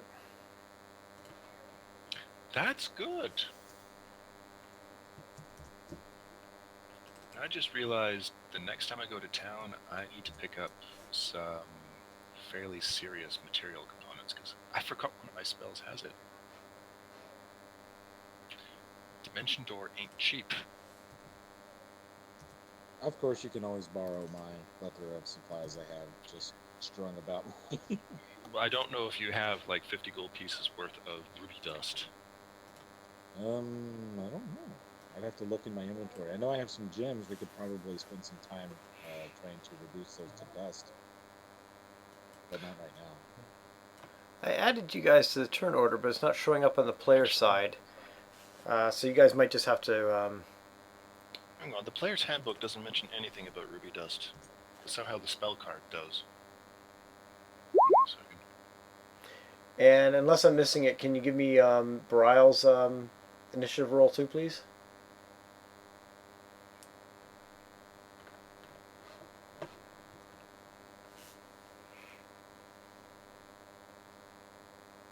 Oh, Brile.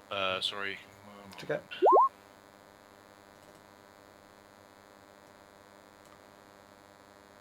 You better be sorry. 4. And Ventus, the 16 above was your initiative, or did I get a... Why am I getting different... No, I'm just putting myself on there. I'm going to change it to what it's supposed to be. Okay. Oh, I should roll again just to put myself on there. Yeah, I guess so. Back to 5.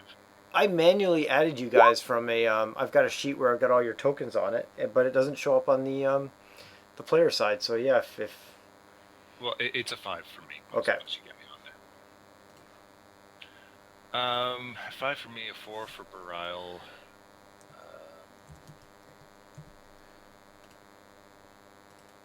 And yeah.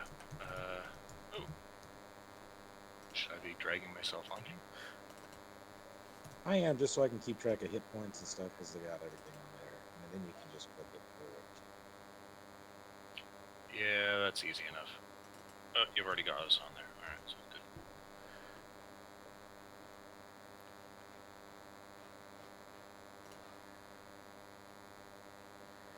okay,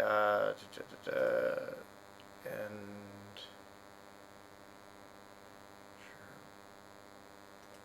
okay, I think we're good now.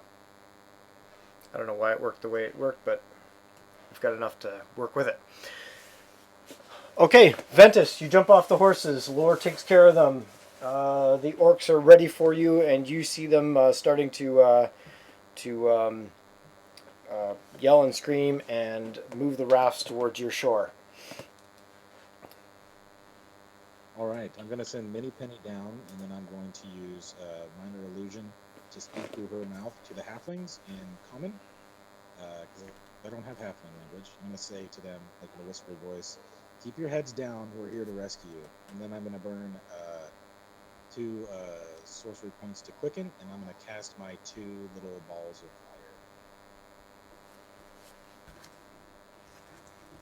fire. Okay.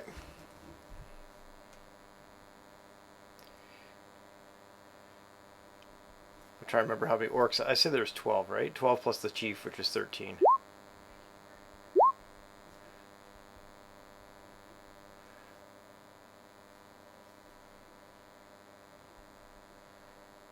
And so I'm positioning these so they're not going to hit the raft. I want to hit all the orcs, like the top parts of their bodies.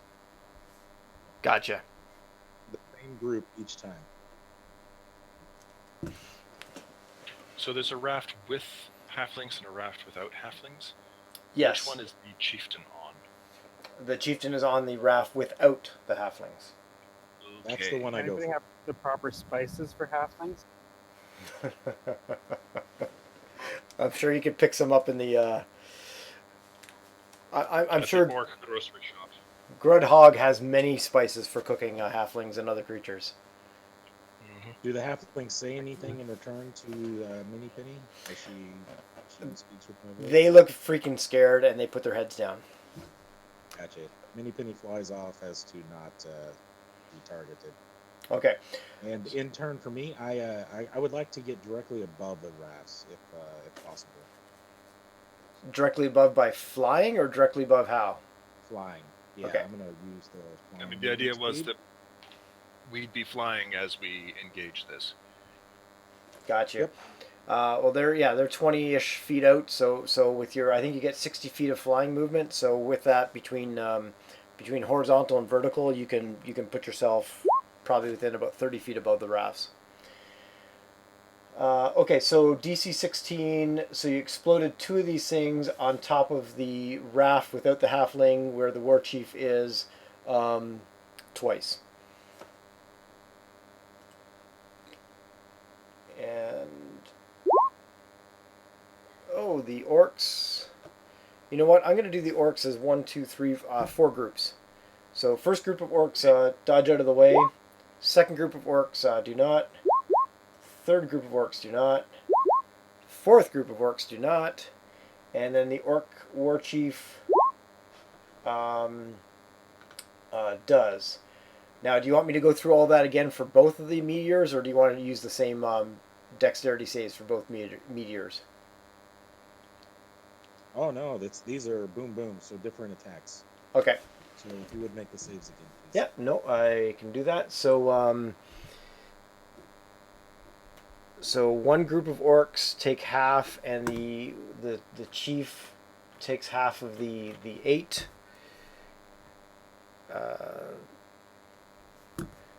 And then the other guys take the full damage of. Oh, sorry, and then I should have done this in one step, and then. Oh no, I'm not there yet. Sorry. And then the other guys take the full.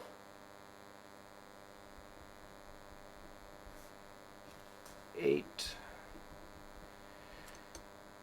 How does Chris Perkins do this so quickly? He's a robot. Yeah. He's a D&D robot. You got it. Okay. First group of orcs for the second one. Oh, they. What's the DC? 16? No, they just fail it. Second group of orcs. Just fail it. Third group of orcs. Fail miserably. Fourth group of orcs fail miserably. So that all the orcs failed on the 11. Oh my gosh, you killed all my orcs. Damn you. On the one raft, so there's still like 6 on the other one, right? Oh yeah, that's right. Thank you.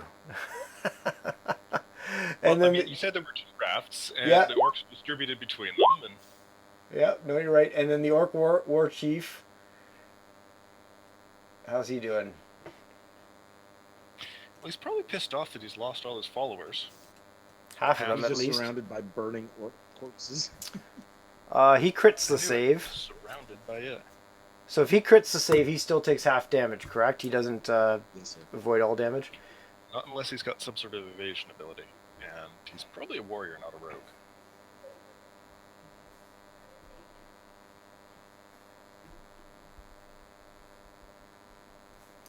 Alrighty. So all the quote-unquote regular orcs on the first raft are singed from the head down, and flop over, some of them into the river and some of them onto the raft. So now you have the orc chief alone on one of the rafts, and then the other orcs with the halflings were not targeted. And that's your turn, Ventus? Oh yes, sir. Very pleased with that. Thank you. All right. Oh, that was... I would be pleased with that too. So the orcs go now. There's one of them that's controlling their raft, so he can't really do too much about it. So there's 5, and you guys are just in range for them to start chucking javelins. How far up are you floating there, Ventus? So Above I the can raft. be within 120 feet and still cast my minute meteors. So I would like to be pretty far up. Well, you I got believe I have 60-foot fly speed, so at least 60 feet in the air, perhaps. Well, you'd use some of that 60 feet to go horizontally out to get above the raft. So you'd probably max out So what at do you about think, 40, like 30? 40 Or feet 40? above. Okay, sounds Yeah. good. Without using Pythagorean theorem, I would guess 40. Okay.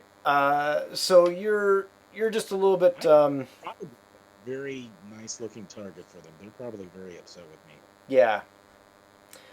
So a couple of them are going to take their best aim out of range. So they're going to throw disadvantage. And an 18 at disadvantage. And another 18 at disadvantage. So you bump up your AC by 9. No, I don't know why that just happened. Hold on one second. No problem.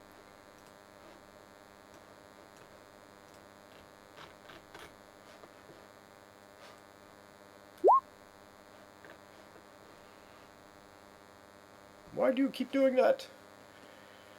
Yes, yes, my liege. What do you want? Stop touching me. Why do you keep touching me?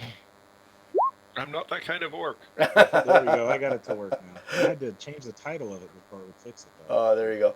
So I'm 17 plus 5, so So both of those just go 2 AC. pinging off your staff shield, and the other 2 are going to chuck some at Krev here. Well, I guess we'll have to figure out whether... I'm just trying to figure out, like, Brile and whether we attack Brile and Jericho, or if Krev and Ventus go down, then they automatically go down. But think about that as we go here. But a couple of javelins are hucked at Krev with some disadvantage, and a 18 with disadvantage. Wow, these guys are chucking these great. And That hurts. and a 10 with disadvantage. So 10 probably misses. That does. The 18 hits. We will need to throw a Constitution save because I have to keep concentrating on something. Ooh, yeah. Well, you take 9 piercing damage to begin with, while a javelin sticks itself in your shoulder. You do your best to ignore it while you try to keep your spell up, but to no avail. Or, well, to some struggle. So yes, we need a Constitution saving throw. I think that was Ooh, successful. nice. Oh, pulls it off. You shrugged that one off. All right. Okay, it is Krev's turn, and you see the orc chief grab the pole or oar or whatever it is to try to maintain control of his raft, because he's the only guy left on his raft. All right. So I am basically going to go up into the air as well, just to laugh manically at them. My eyes go cat's eye as I cast Blight upon the orc chieftain. Ooh. Nice. This is one of my favorite spells, by the way, that she casts. DC 15. Wait a second, is that right?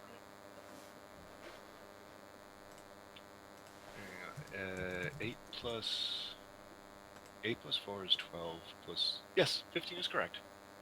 Your DC you're checking? Yes. Yeah. I keep thinking it should be higher, but I keep forgetting that in 5th edition, the spell DCs are actually reasonable, even when powerful. Mm-hmm. Because DC 15 is actually quite difficult to hit, usually. Yeah, just so you know, my DC 16 that's maxed out with the 20 prisoners. Yeah. And there's a chart somewhere. I think it's in the player's handbook. I think there's actually a more detailed one in the DMG guide, and it's everything from like incredibly easy like a DC 5 to virtually impossible, which is like a DC 30. Yeah. And then they go up by 5s. So DC 15 is quote unquote difficult, I would say. Yeah. Okay, so he fails Have you miserably. roll a con save. Oh, con save. I did a deck save. Which actually, under my rules, I should take the roll of the deck save and then add the modifier. So he did a 10 plus a 4. He got a 14. 14, he just misses and takes all 37 of So of a that. wave of necrotic energy flows over him, and I imagine he possibly is not happy. He, Uh, yeah, keep going. no, that's it. He screams out in great pain, and he's going to do a dex saving throw to see whether he holds on to.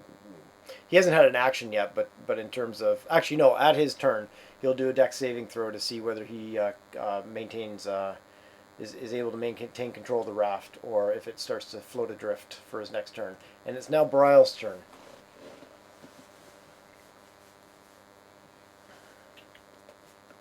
Brile, what spells has he got?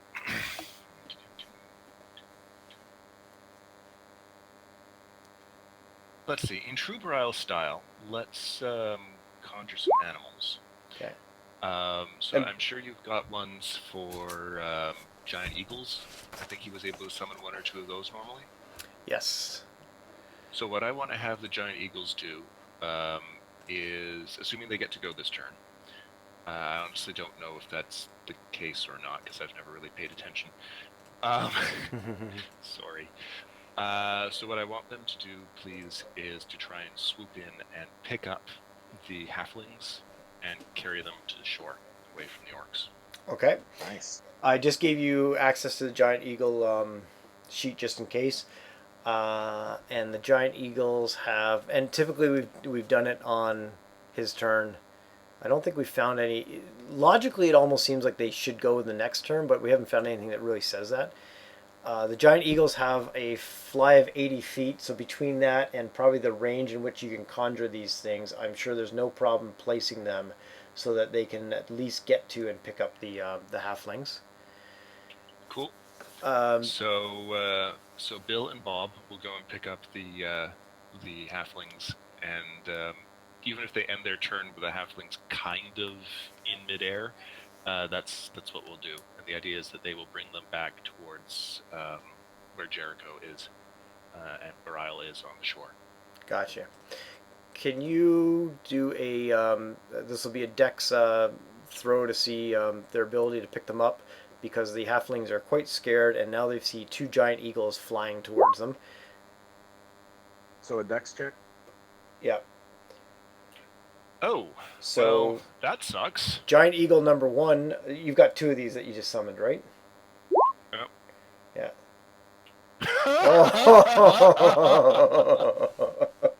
I It am didn't work. terrible. Good try. All right, so the eagles fly by, the halflings dodge, and yeah, okay. They're confused by the smoke of the burning bodies of the orcs. Yeah, these guys are. Yeah, we'll try again on the next turn. These guys are happy that you're attacking the orcs, but they are just freaking out by all the fire and the eagles and the talons and the stuff. Yep. Okay. Brile's turn. That is the end of Barial's turn. Now the only PCs that are flying are Krev and Ventus, right? That is correct, because I can only fly 2 people until I get 5th level spells at the next point, and then I can do 3 people at a time. Okay. So Awesome. so Brile and Jericho are keeping pace on the shore, Mm-hmm. and somewhere between the speed of the battle, them on the shore, or the construct Wolfgang, I'm sure they'll be able to keep up with whatever's going on. I think so. Wolfgang doesn't get tired after all. Yeah, it's true. Just squeaky and needs oil. Uh-huh.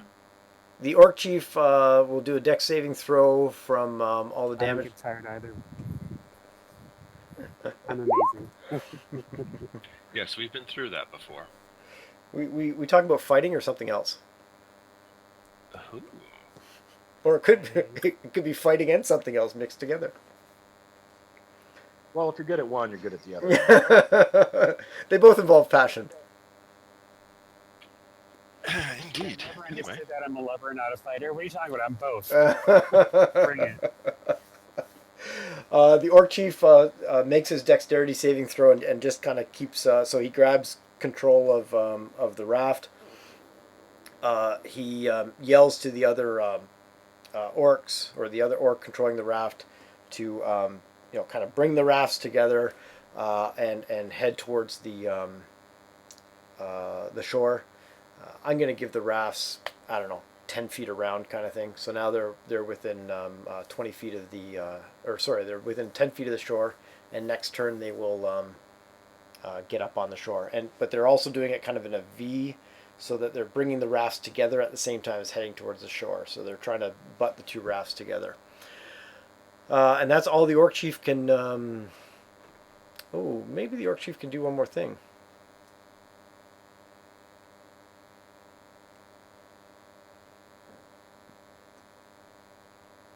And he yells out this just in Orcish, just an amazing call. Points to, with his one hand, points to you guys, and essentially it's just he's bringing the troops together and gives them a shout, and they all seem quite bolstered by all this. right. What did he yell? I speak Orcish. Oh yes, you would hear this as a battle cry: "To arms and kill!" Yeah. Okay. Right. Next. I'm trying to determine, because he does get actually one bonus action as an attack. I'm trying to determine if you would chuck a spear one-handed, right? Oh, if I was an Orc chieftain and pissed off, damn straight I would. Yeah. All right. Well, time to chuck a spear. And I'm gonna roll a 1d4 because it's fun. And Who's who before you roll it? yep, in the order of Ventus, Krev, Jericho, Belial. Roll, gosh darn you. Ventus, Krev, Jericho. I guess that goes against me whether or not we're going to be attacking the other guys. But anyways, here goes the spear. It is within range now, and it's a 16. How did that do against Jericho?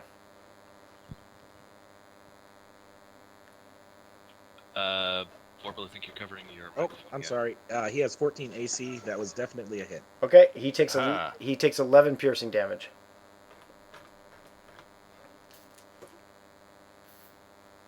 And the orcs are down a spear. They got a couple more left with them. Does Actually, he need to make javelin an animal spears. handling check or anything to see if he falls off of his wolf game? If that's how they're keeping pace, then yeah, that probably wouldn't be a.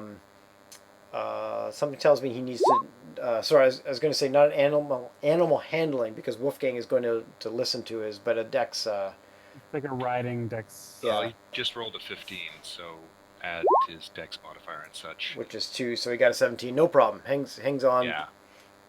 Belial and Jericho. It's a little bit of a bumpy Oh, I ride forgot for. to change the name of it. I'm sorry. That's okay. But that's him. It's okay. It's a little bit of a bumpy ride for Belial, but something tells me that's what he likes. Sorry, we're just picking up from last week. It's now Jericho's turn. He is very upset at the Orc Chieftain, so he's going to do Boomstick. Boomsticks him and just gets him. This is my boomstick. Oh my goodness, plus 11 thunder damage. I know, so 17 total. The Orc Chieftain is still up, but certainly bloodied, bruised, and probably a little bit on fire. Jericho Or will yell at smoldering. the Orc Chieftain that I hit harder than you. The orc chieftain yells back, "Wait till I get on land." Jericho makes makes Wolfgang go faster. Ventus, you're up. All right.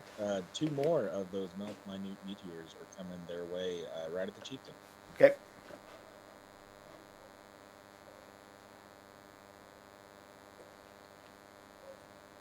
Now, these meteors, you can prepare 3. You can shoot off 2. The other third is kind of sitting there. I have 6. Okay, I gotcha. can shoot 2 per round Okay. as an action. So, okay. After the DC. first one hits, I just want to gauge. Yep. Is he dead? He fails his saving throw, takes all 11, and he's certainly looking pretty hurt. Probably can't take, maybe a hit or 2 more. All right. After a second, the next minute meteor flies out from above my head. Gotcha. He fails that one as well. Still on his feet, but not looking very good. And All right. before I forget, I'll just do a dex saving throw to see how well he keeps control of this raft. He fails the dex saving throw. He drops the controlling thing for the raft, whatever that may be, and so his raft is at the mercy of the currents until his next turn. All right. Ventus is kind of upset that this didn't just outright kill him, so I'm going to burn 2 more sorcery points to pick in a spell. And since this was just an action, I can cast any level spell that I want to. It's not just a cantrip. Okay. I'm going to go with. You know what? I'm just going to shoot off my last 2 minute meteors at him. Okay. I am now out of minute meteors. Okay. And even if he were to make that save, he's dead anyways. So he falls over Cool. dead, and his raft goes floating down the river.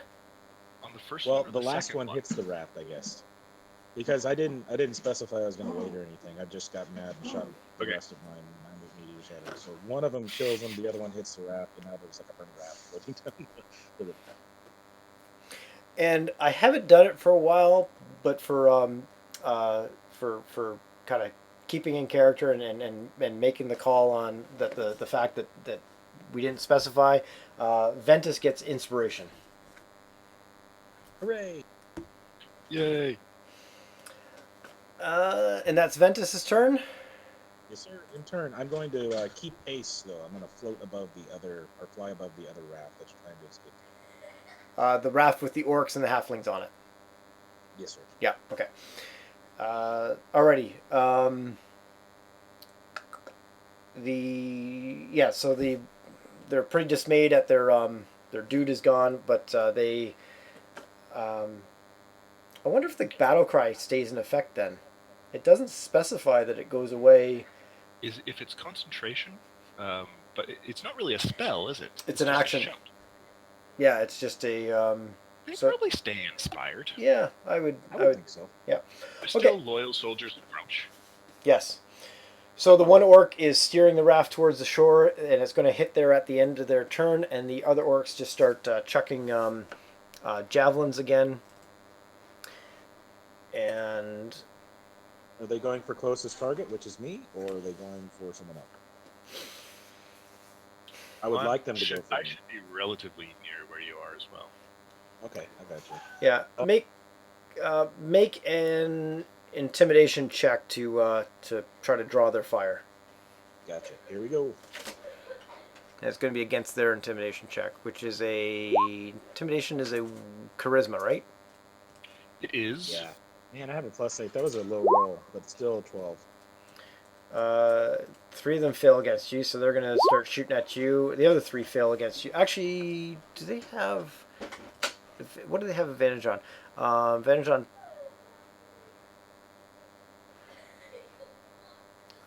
no, they don't have advantage on checks. And it's only until the start of the next turn anyways. Alright. So they both fail, so they're going to go after you. So we got 5 javelins being hucked at you. Get ready for it. I raise my glass staff and prepare Okay. for the incoming assault. So how should we do this? Should you know what the the roll is before you determine using glass staff, or you have to determine It's glass as a staff before? reaction once I get hit. Oh, so okay, if, perfect. So 14 is the first javelin. this- A 12 is the second one. That's going to be a miss.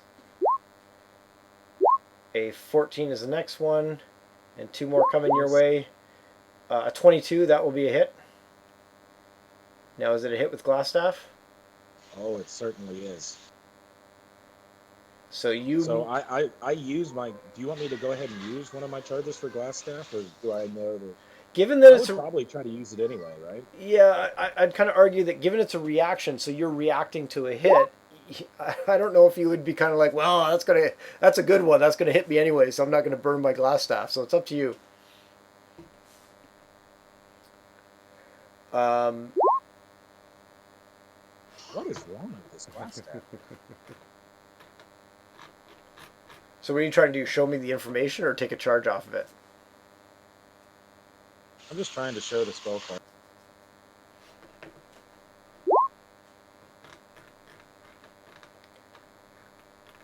I'm going back up here.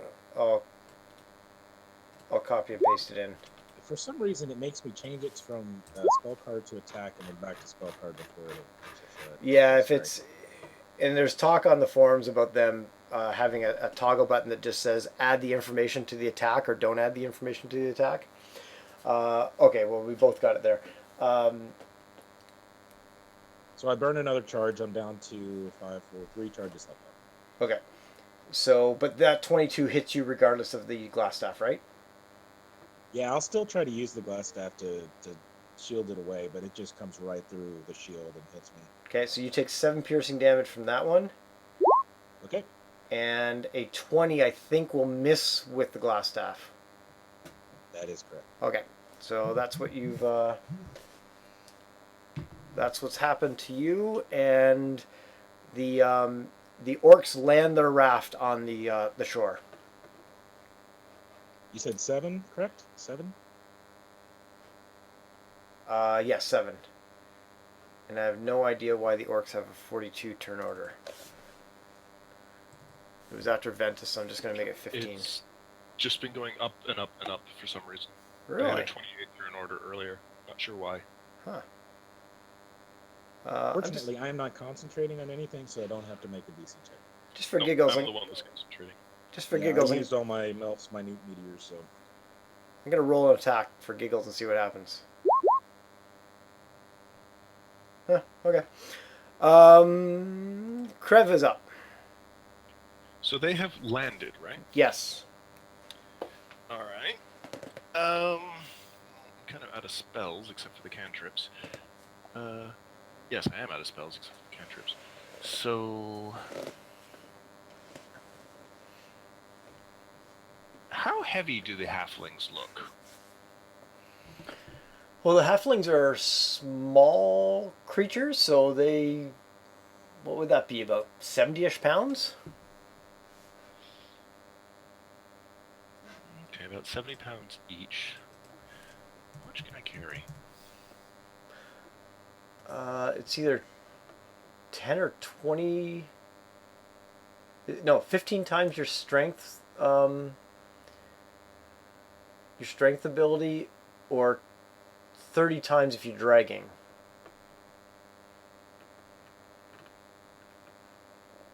Oh, size. Halflings average about 3 feet tall and weigh about 40 pounds. 40. So that's 80. I'm currently carrying 63 total weight. My max carrying is 225, because 15 times 15. So I'm just going to go down and basically put a halfling under each arm and fly away. Because I don't want them anywhere near... Like, I'm totally confident in Ventus and Jericho's and Brile's ability to destroy these remaining orcs, but I don't want the orcs to have a chance to turn around and basically stab the halflings. So I'm going to fly down there, grab them, and fly a distance away with them. Okay, and Ventus was hovering about 40-ish feet above the raft. How high were you hovering? Probably about the same. Okay, so you can fly down, grab them, and then And be 20 feet away. yeah, you're now 20. So are you flying out or up? Or a bit of both? Water or towards the shore? Over, actually a little bit up, and over a little bit of. Uh, I think your choices are approximately Yeah, 10, over and 20, up. 20 feet straight up or 10 feet up and away from the raft. 10 feet up and away from the raft. Okay. And heading towards shore, river? Heading towards Bryle and Okay. Jericho. Okay. All right, and that's your turn? Unless they want to do attacks of opportunity, that sort of bullshit. But yeah, that is my turn. That's what I'm going to do. Yeah, let's say there's a couple orcs within melee range that do an attack of opportunity as you do this.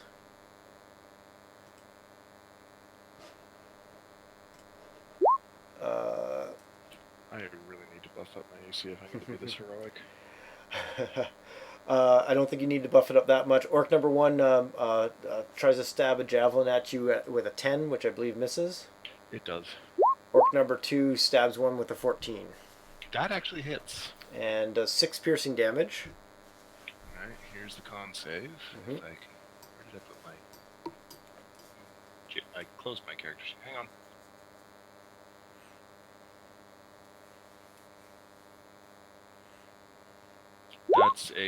That's the wrong save. But just take that and add a 3. That's con. Okay, so that's So 12. 15. Or. Oh, so your con is a plus 4? Wait, sorry, Plus 3. there's a plus 4. 3 from the Constitution, 1 from the Cloak. So yeah, that is a. Add 3 more to that, so Okay, it's 16. 16.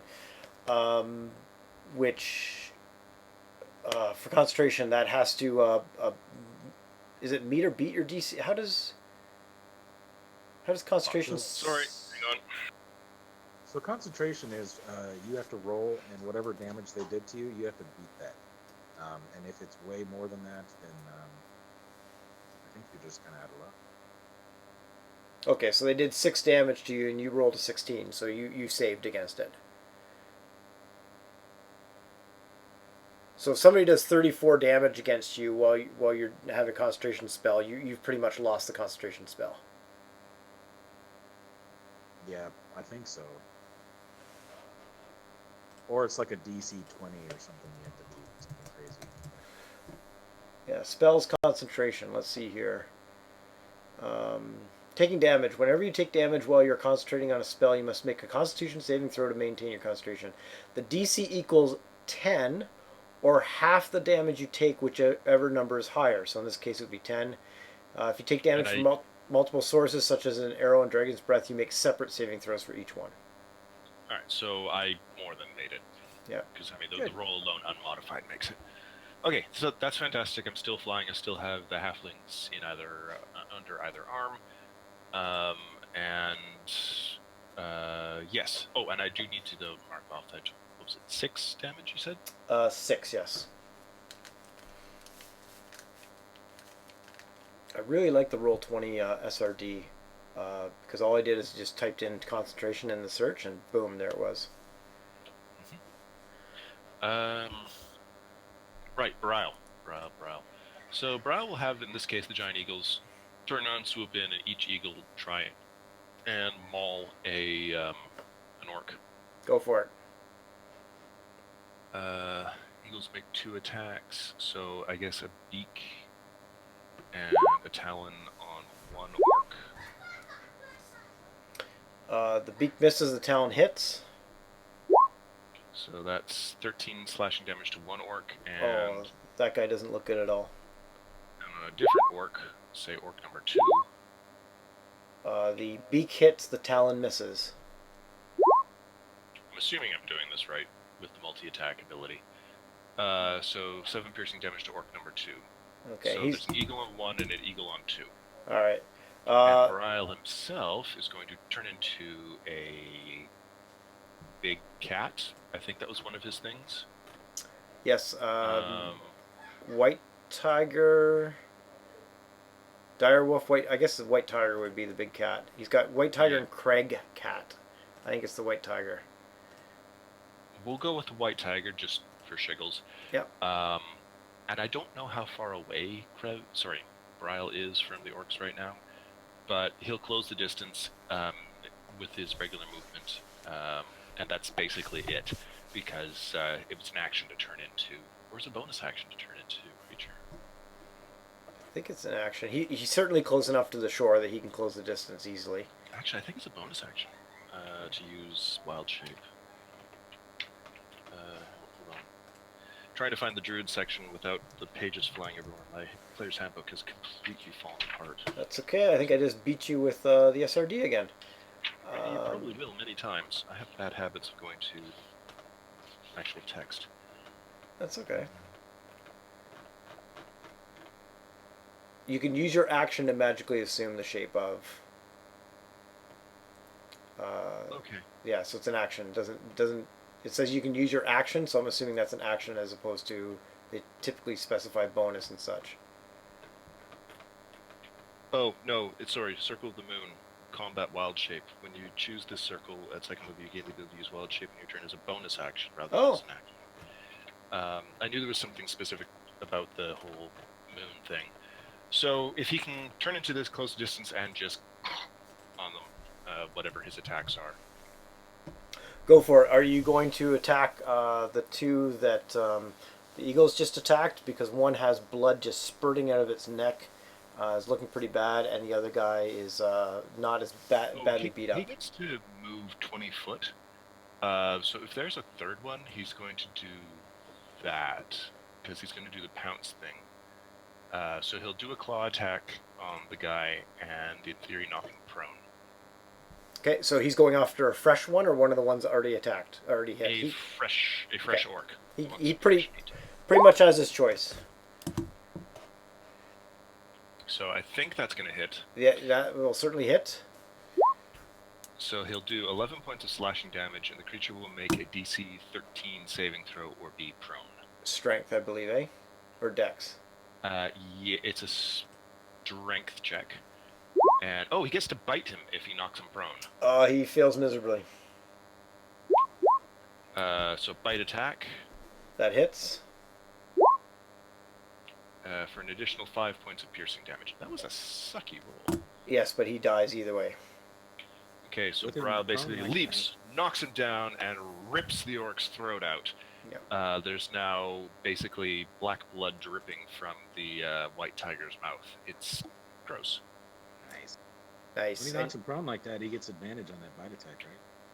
Oh, it didn't matter. Both rolls were hits. Yeah. Okay, so you have 3 fresh orcs and 2 damaged orcs, and it is Jericho's turn. I imagine one of the fresh orcs is about to have its head removed. With the boomstick. Jericho boomsticks. That certainly hits. And I'm sorry, did you say you're going after one of the fresh orcs? Or did you say either way? Yeah. Okay. Pretty much whichever one is closest to him with his 150 feet range. Okay. Fresh orc goes down. 2 fresh orcs, 2 damaged orcs are left. Okay, and it's Ventus's turn. All right, I'm going to have Minnie Penny fly down and help me with a firebolt attack, giving me advantage. And she's just going to go flap in his face, and then I'm going to keep pace on top of him, flying, and then I let loose a firebolt. Okay, and again, are you going after a specific orc, like one of the damaged ones, or one of the fresh ones? Or I would like to go after one of the fresh ones. okay.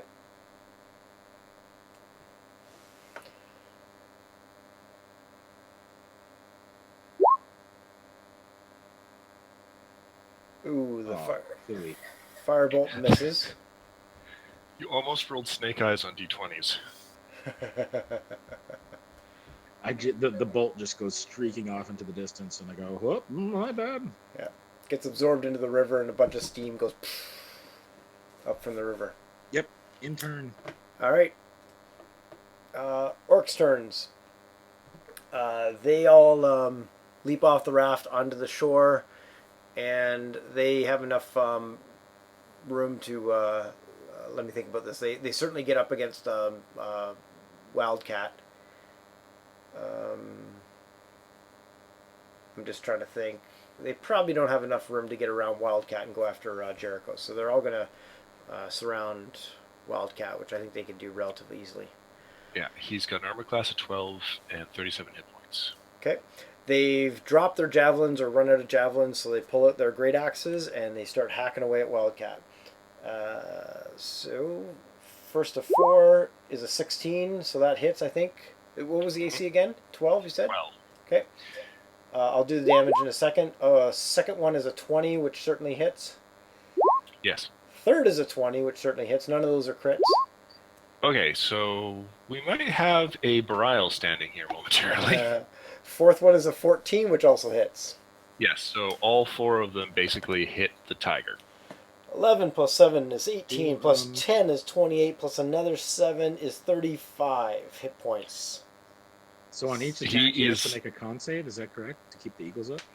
No. Yes. But the con would be his con.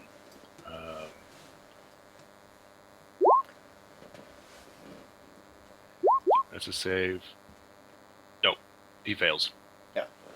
So the eagles basically fold in on themselves and puff into in a flash of nothingness. Yes. Or they explode, or they just dissipate in a burst of feathers. It depends how you want to do it. I like that. I'd like to see the feathers kind of...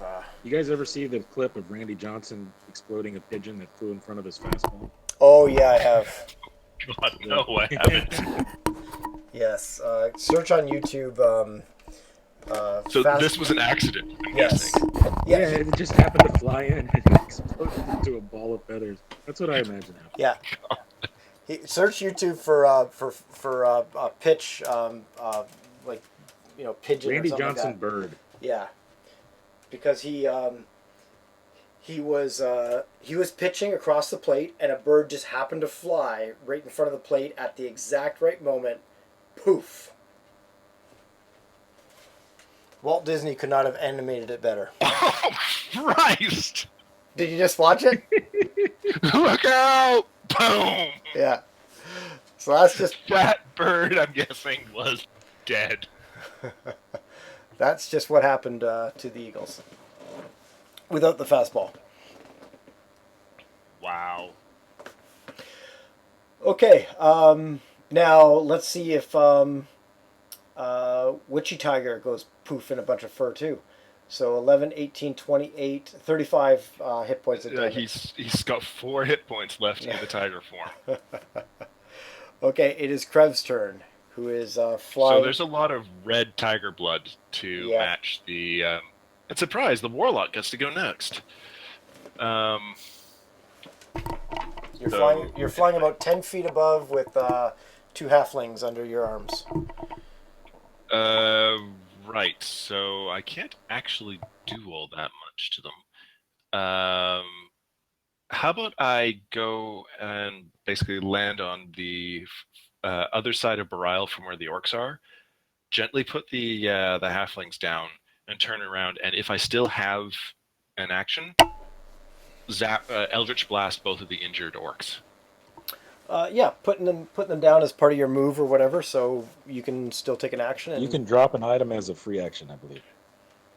Well, hopefully I'm not going to like drop because that would be mean. But as part of your move or action, you can interact freely with one object, like open a door or take an arrow out of a quiver or something like that. So you could plop them down gently and then let off your Eldritch Blast. So there's 2 Eldritch Blasts. I'm guessing the second one missed, but yes, and 2 different orcs or 1 orc. It's supposed to be at 1 at each of the injured orcs. Okay. So I guess orc number 1 first got 6 points of force damage. Okay. And orc number 2, it just whizzed by his head, and he doesn't know how lucky he is. Alrighty. And I'm just going to go with the order that they're on my sheet. So you hit the guy with blood gushing from his neck, and he goes down. All right. Eldritch Blast casts him in the face and whips his head backwards, and he falls over. Yeah. So 2 fresh orcs remaining and 1 damaged orc. Yep. And that's the end of my turn. I'm standing guard over the two halflings, Brile. Brile is going to use a bonus action to expend a fourth level spell slot to heal himself. Mhm. And let me double check how much he gets for that.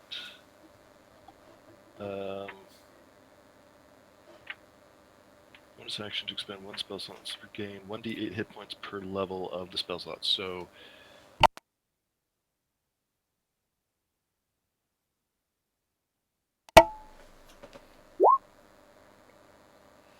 he will regain 15 hit points, and he will attempt to maul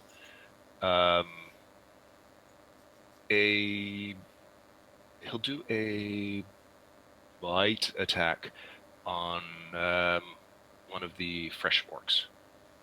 Go for it. And he'll miss horribly. He will miss horribly. Jericho. Boomstick. Hold on, I'm getting there. Boomstick to the face. Yeah, Jericho's still back a little bit. That he's probably about 20 feet or something like that back. 10 to 15 feet back in order to use his boomstick. It's a That's shame. He will manipulate back to get within range for his boomstick and then let go. Yeah, so that will certainly hit with the 23. Going after the fresh one, or Yeah, so the damage. ignore the plus. It's Yeah. just 4 and 7, I believe. yeah, so 11 damage, and he's looking. So he doesn't go down, but he's certainly looking hurt, bloodied and riddled with boom pellets. May I make a suggestion? Yeah, Have Jericho just slide off Wolfgang and have Wolfgang charge in and rip someone's throat out too. Oh, that's a good idea. All right, so we do that. Jericho hops off as he shoots and then hops off, and then Wolfgang runs over and tries to do a bite attack. I don't know where Wolfgang cheated. Hold on. no, I've. Do you want me to roll it because I got it up here? Yeah. Oh, Yeah, if you could roll that. Have him, I guess, let's have him stick the same one that Jericho just shot. Gotcha. Yeah. Master and Construct working together. 14, I believe, hits. Yes, it does. For 14 piercing damage, and that guy certainly goes down. So now there's a white tiger and a mechanical wolf, both with black blood dripping out of their maws, going, "Want some?" Mm-hmm. And there's a fresh orc and a damaged orc. And probably both of them have just shit themselves. Ah, they're orcs. They don't shit themselves.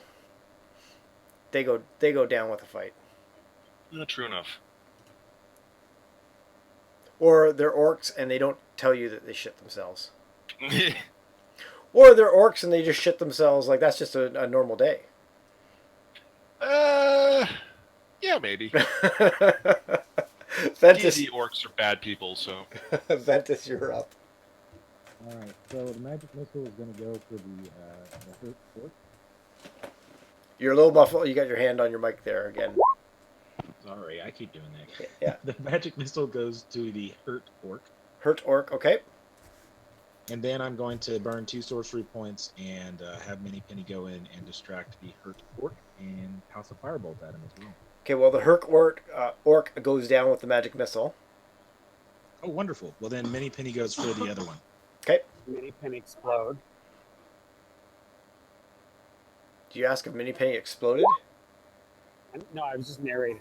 Oh. And then Mini pin explodes. Like the Randy Johnson fastball? No. That's a hit Pretty with weird. Whatever. 14 fire damage. and you just need to push him over to kill him. Gotcha. Intern for Ventus. Alrighty. And at this point, given that the last orc has 1 hit point left, let's just not that I'm not enjoying the combat, but let's state the obvious that the orc is going to get killed. Yep. Okay. Unless we really want somebody to possibly take damage before you kill the orc. Because of how hit points work, he can't actually kill any of us with one hit. And we're going to get our hit points back tomorrow morning anyway. So, anyway, to that end, I start untying the halflings. Yes, so you've got a raft that was driven up against the shore. That's kind of half staying there, half the current is kind of lapping at it, possibly loosening it at some point. You've got another raft with a bunch of dead orcs and a war chief that's now downriver, and then you have the two halflings there. So obviously search the bodies, but I'm much more interested in untying and seeing how the halflings are doing. Are they all right? I get my water skin out and offer them both some water. Maybe a good berry. Yeah, if Bryle's cool with a good berry, that would be probably a good thing for each of them. That orc number went up again on the turn order, eh? Yep, Weird. yep, it did. They are thankful. They're certainly in a state of shock. They're not used to. They're commoners, and they're not used to all this kind of stuff. And so they've just seen giant eagles trying to pick them up and fireballs and whatever. But it's obvious whose side you're on, and they're thankful. They are. They explain to you without much questioning, because they're happy to provide you, that they're from a nearby farm just outside of Belaird. They were attacked and captured by these orcs, specifically Ice Shield orcs. These are just the orcs of the area. You are in the Ice Shield lands. And they had taken them prisoner and were taking them down the river. Okay. Did the orcs say anything? So the Ventus turns to the halflings and said, "Did the orcs mention anything why they wanted you, or was it just a random attack?" They spoke mostly in Orcish. They only picked up a few words when they were kind of yelling at them in common and stuff like that. And all they heard of any kind of information was food for the giants. Oh, good lord. As in, like, Gotcha. shut up. These guys were going to be. Snacks, bite-sized snacks. Yeah, shut up if you don't know what's good for you. If you know what's good for you, that kind of stuff. Yeah, Basically threatened them to turn them into food for the giants, so they didn't do what they were told. exactly. All right. So, I'm assuming we do some sort of medicine check, make sure that if there's any open wounds or anything, that we have them bandaged properly and appropriately. And essentially, are you good to get home on your own, or do we need to?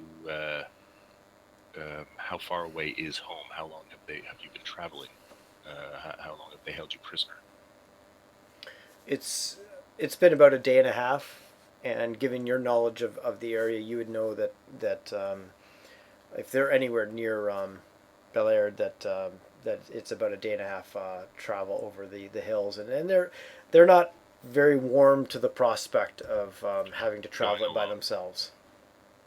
Okay, I look at Lore and I say, "Lore, would you be so kind as to escort these poor halflings back to their village, and then meet up with us? You can take my mount as well as yours, and I will look at Barile and I say, may I ride you?" Barile smiles coyly because he's not here, and Sort of here.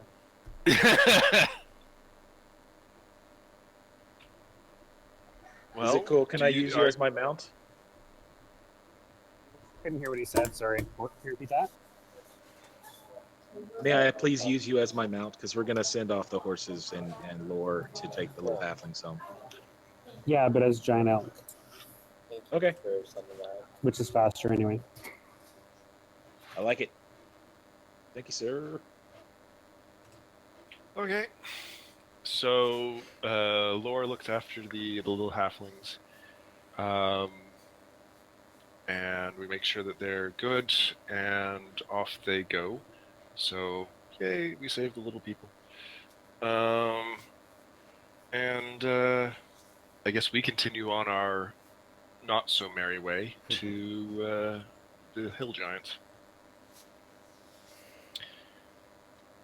Now, is this the day that we were expecting to arrive at Hill Giant Land? Yes, this. So you were mid morning when you ran into these guys. So if you're on track to arriving around 2 o'clock. So you're still a couple hours away from I'm Groundhog. thinking that we don't want to arrive with like missing spells and down hit points and stuff like this. Um, so I would like to um, have another delay a day, effectively. So long Yeah, rest. yeah, I think that's a great idea, and we can offer the halflings. Would you care to rest and regain your strength before you head off? Yeah. So So I guess all of us. the halflings are going to rest with you, and Yeah, we're Laura basically will just take them on. we're gonna take a day. Everyone catch their breath. Everyone get their spells back. Rememorize spells. Get their hit points. The whole 9 yards. And then we'll arrive mid morning next time Mhm. instead of mid afternoon. Sounds good. And Laura will take the halflings back home. Yep. Okay. So my question for Belial is: do I need my sandal, or are we gonna do I bareback or? Do you need to get your leathers and whips out? Oh, I'm sorry. I don't think he's going to take politely to a riding crop, but what do I know? He's gonna take I'm it. just teasing him because he's not here and he can't defend himself. He's gonna take it. Damn it, and he'll like it. Oh my. Oh my. Okay, so it's again mid morning, creeping up on noon hour, and you decide to do you decide to kind of hold here for the day and the evening, and this allows you to pick your time when you want to wake up. You're about 4ish hours away from Groundhog. Yep. Well, three, a bit closer, 3 hours. So We try and learn as much as we can about the surrounding area and whatnot from the halflings, whatever they're willing to tell, um, and go from there. Yeah. Well, the We give halfling. him some wine from the alchemy jug and everything. We have a nice, very nice rest. Warm fire, all that stuff. Well, the halflings will tell you that. Excuse me. That there have been attacks like this. They've heard of attacks like this in the general area. Uh, the the village around or the village of Belaird and the area around have been attacked by various creatures throughout the last month or so. Anywhere from hill giants to bugbears to orcs from the ice shield area, stealing food, grabbing. In the beginning, it just started with food and livestock, but in the last few weeks, they would grab anything. So halflings, creatures. Um, they've been in the beginning. They certainly weren't doing that. So now it's kind of oh, what's the word I'm looking for? It's increased to the fact that anything that is living and moving gets grabbed. They've heard this similarly has been happening as far away as Wormford, Ullavin to your southeast there. They've heard stories of the same type of thing there. They've also heard stories in that area of not only just hill giants but stone giants attacking keeps and structures and things like that. And then caravans running on the Iron Road between those two spots. So this is just it's a mess. Okay. So right, and we're heading into the mouth of the giant, so to speak. Okay. Vorpal? Yes.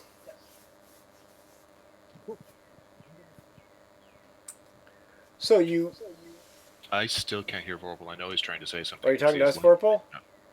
Yeah, I'm sorry, Yeah, guys. that's I'm going all to change back to my phone so we quit having this problem. Okay. And 5 minute break? Yeah. If you want to take a Sure. 5-minute break, let's do it. Okay, sounds good. Thank you. No worries. Ready to get back into it? Yeah. I'm going to be away from my keyboard for just a little bit, though, so I'm just going to be on voice on the phone. Sure. So you guys settle in at around noonish day one, and you're chatting with the halflings. They give you the information that they give you. You pass the time and to in order to kind of camp up and things like that, and then you go to sleep to wake up the next morning, and let's just see.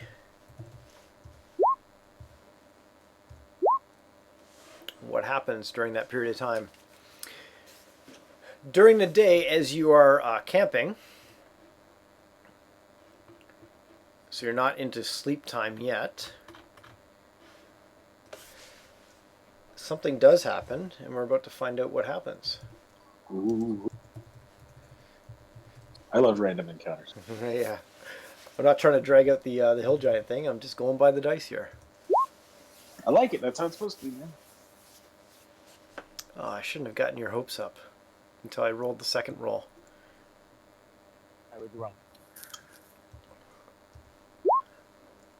Well, if I guess we see a band of farmers just moving along in the distance or Yeah, something. exactly. You see Do you know how many times I've been? I was gonna say the amount of times I keep on like saying stuff to you guys and it's lost, and I realize I didn't hit my mute right or whatever. You guys have like missed half the stuff I've said. It sucks. Oh, we've heard I everything. know. We've heard everything you said. We just didn't We've been react You're just to it. ignoring me. We've been picking on Assholes. you. Well, if I take the first roll, I forgot there's 2 steps to this one particular encounter, and if I take the first roll, nothing happens, and that's just boring.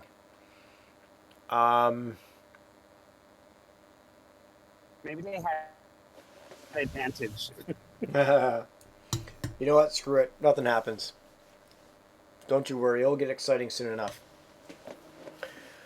Oh, So before you go on, Brett, Yeah.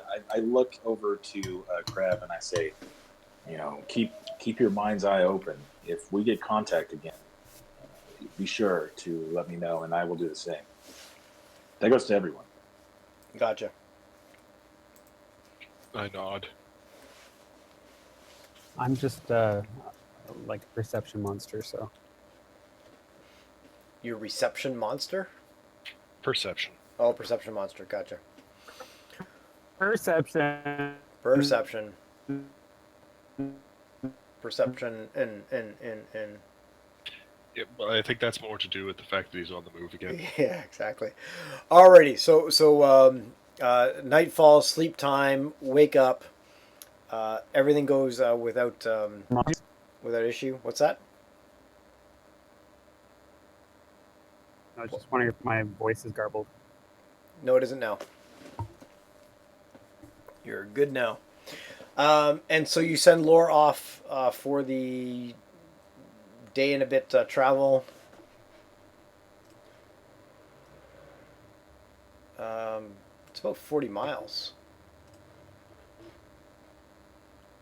That's certainly close to 2 days. So you send him off for a 2-day trip to take the halflings, and you guys head off for your halfish day trip to Grudhog. Sound about right? Sounds good. Yeah. And when we arrive at Grudhog, well, that's when things get interesting. That's when things get interesting. By the way, if we all wind up dinner, this was a bad idea. And it wasn't your idea, right? Oh, no, it was. Always It his just- idea. Yeah. I'll be sure as like my last thing I do is to cast prestidigitation to make it. Sorry, cast prestidigitation and do which? Oh, to make us taste bad Oh, okay, gotcha. as they eat us. Right. Okay. I lost that part of it. Okay. I'm just trying to think of how to describe this because the the image I can share with you is actually from the other side that you are coming at. So, alrighty. So you're heading down the the river, and shortly after you're heading down, this river starts to swell and swell, and it becomes a small lake in front of you. And as you are heading along the eastern, you're on the eastern. My mind is that you're on the eastern shore. You come along the eastern shore of this lake. You see off in the distance a structure at the foot of this lake, and to the side of the structure, you see this river kind of flowing over the lake itself, or flowing over the edge off, continuing off. There's and I'm just going to do a little bit of theater of the mind for a moment. There is a dock.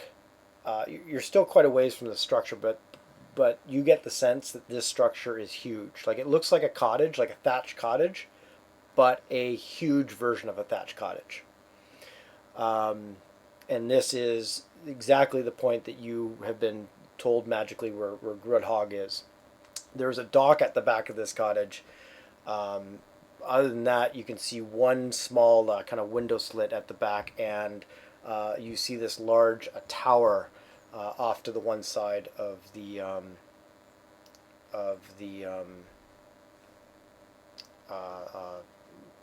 cottage, this large cottage.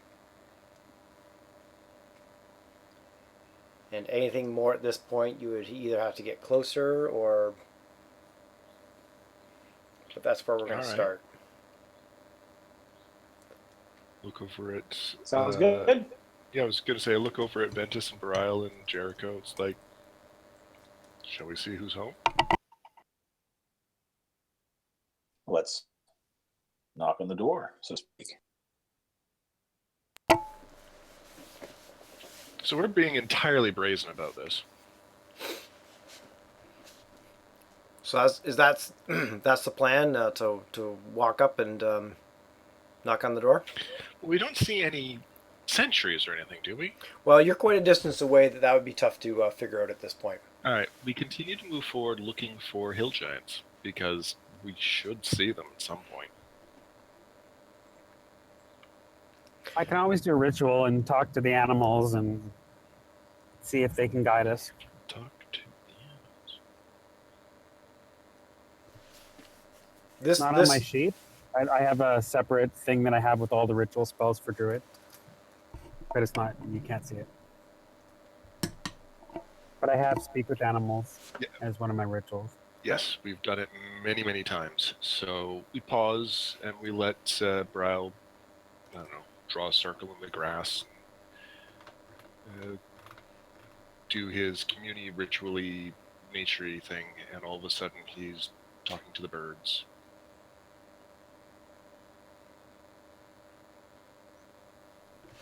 Okay. Do they tell us and like really, really big people?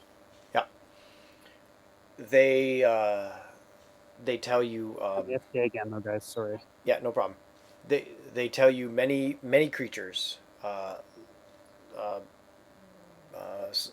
many large creatures, many other creatures, many there, many come and go, many bring stuff and food and livestock, lots of activity. This structure is big enough that given the distance that you're away, like you start to see it as a cottage in the background, but knowing that how far away you are from it, you recognize that this is a big structure. So that's why you can start to see some of these details without being close enough to actually see things moving around. So it's not so much a cottage as it is a longhouse sort of idea. Yes, exactly that. All right. And I'll give you a bit more of a picture of it, depending on your decisions All right. at this point. So we continue. How about we actually don't continue quite so brazenly? Why don't we try to be unseen a little bit, and but still move forward, keeping our eyes out, looking for the sentries, and still in mind to possibly simply say, "Hi, take us to your leader." And if they try to attack us, demonstrate that that's a really bad idea, and that maybe they should really just take us to his leader. Okay. Gotcha. So if the only language they understand is strength, we will show them that we are strong. Now, you said that maybe you don't approach as brazenly. Are you going for stealth checks on this one now, or are you just...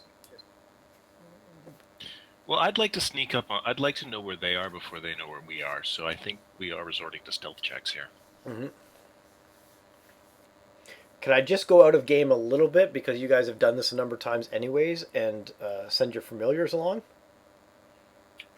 Thank you. The familiars go into the air, and Minnie and Greg do the dance of perception. I'm not trying to push you one way. I'm sitting here thinking, man, they've done this every other time. Sorry, I forgot. That's all right. I will tell you out of game though. One of the relic places that you guys visited, you did not do a detect magic spell. You did detect magic on every other relic place, and one place you visited, you did do detect magic on. And I was sitting there laughing my head off. You essentially showed up. I think it was that one where, anyways, you didn't do detect magic. We showed up. We looked around. We figured it was everything had been taken. We left. I think that was kind of it. That you're whether or not there was something there is up to you guys. But I or not up to you guys. But I thought it was funny and out of character that was the one time that Bryle, and Bryle was with you, didn't do detect magic. We were probably teasing him about something. All right, you send Jureg and Mini Penny up ahead of you. Alrighty. So I'll show you this to start with because now they're going to get a idea. And depending on your monitor, if you hit the zoom thing, that will blow up pretty pretty nicely. So you're approaching this from the north, so the top end of this picture. So you would be coming down the hill to the right, where the trees are there. Mini Penny and Jureg report back to you that they see this cottagey thing that's built up against the lake, almost like a dam.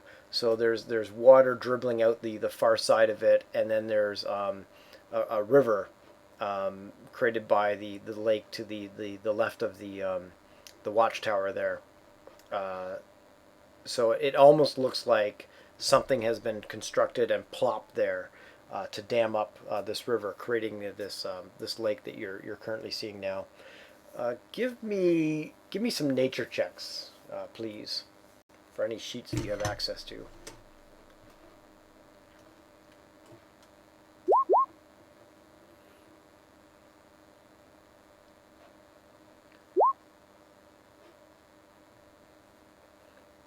The first one is Bryle. The second one is me. Okay. Maybe I can assist Bryle and give him the 19. Oh, never mind. Jericho nails it. Yeah. Jericho is a little bit surprised, given he knows that you're going into Hill Giant lore territory. He's sitting there going, Hill Giants can build this stuff, but they can't design this kind of stuff. Like there's something going on here. Somebody's helping them. Brute strength wise, yes, but coming up with the ideas and the plans,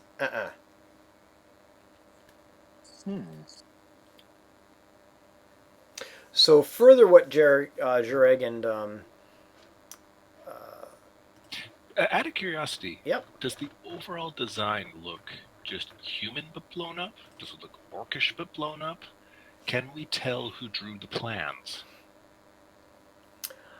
No, it's kind of it's Or it's generic but it, blown up? it could have been, yeah. So it looks like a big long house, like a thatched long house. You would know enough that humans could have possibly done this. You're probably guessing not elves or dwarves because this is not their thing. Although more quote unquote civilized elves, like not wood elves and stuff like that, maybe. Humans um, uh, probably wouldn't be too far off goblinoid potentially as well. Like they would kind of fall into the human category of this. True, hobgoblins would have been able to design something like this. Smarter giants. Yes, Stone Giant would have been able to do this. Yeah, you would know enough that it's not just like this is not a thing that all giants would not be able to do. But we're talking about giants lower on the rung, and also lower on the intelligence rung as well. So this is not the work of an ogre, an Etten, or a hill giant. The manual labor certainly could be, but the design of it, Guh might not actually be in charge here, so to speak. Or she might have her ear bent heavily to someone else.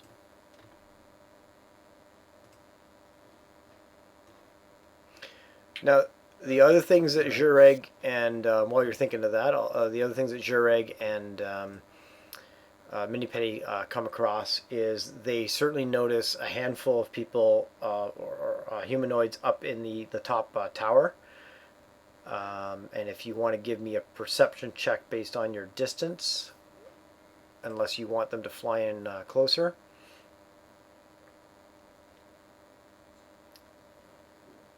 Either a mini penny. Perception for Mini Penny? Yeah, either a mini penny or a Jureg perception check. I'm just assuming you guys are keeping your distance at this point.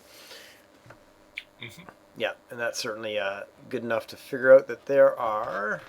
I don't want to go by memory on this. There's four hobgoblins. So Jureg picks up that there's 4 hobgoblins hanging out in that tower up there. Of course, hobgoblins. Great. And you also see some activity going down. See where those reddish tents? They almost look like wizard hats in the bottom right-hand corner. Let me guess, more hobgoblins. Well, all around them in those pens are sheep. Those are all those white things. Mm-hmm. There's like 100 plus sitting there. To the right, even more so, of that is a bunch of trees that have been chopped down. Which I'm guessing was what made the palisade. That's possible, yeah. And then hanging out around. I'm flipping back and forth between 2 maps, so I've got to figure out the numbers here. Oh, there it is. You see 5 orcs hanging around, kind of tending to the sheep, the palisades, tending to the fire, hanging out by the fire. And finally, you can't see it from the picture I've shown you, but there's an entrance to the left side of the building, between facing the tower there. There's also an entrance on the north side of the building off the dock, and the dock is kind of the northwest corner, so close to the tower again. Again, you can't see it by this picture. There's the entrance by the main entrance you can obviously see by that big stone. There's a big stone boulder by that door. And then you see those 2 cave-ish, cavern-ish things down by those the fire and the red tents, and then that big boulder as well. I see another cave actually to the right of those, near the chopped down trees. Yeah, there's some sort of opening or something there. A little bit smaller than the other one, so whether that's naturally occurring or whether it leads off into something, it's tough to tell. Okay. And the fact that it's not just hill giants is complicating matters. And you're not quite close enough to figure this to determine whether or not this is possible. But certainly the water coming out from beneath the building there, there's enough water coming out there that it may be possible to climb in through there. But that's just based on the amount of water coming out. Whether you can actually accomplish that, you'd have to get closer. So I look at Ventus and Brile and Jericho. Right. So there are hobgoblins in the tower. There are orcs tending to the sheep and by the tents below the longhouse. This got very complicated very rapidly. Do we actually now want to turn this into a art of theft, or are we still going to attempt to get them to submit after a fashion? It will be more difficult with the hobgoblins. They're smart enough not to be bluffed as easily. Where, however, if we can convince the hill giants that the hobgoblins are using them, they might get pissed off enough to eat the hobgoblins. But that might be a difficult sell.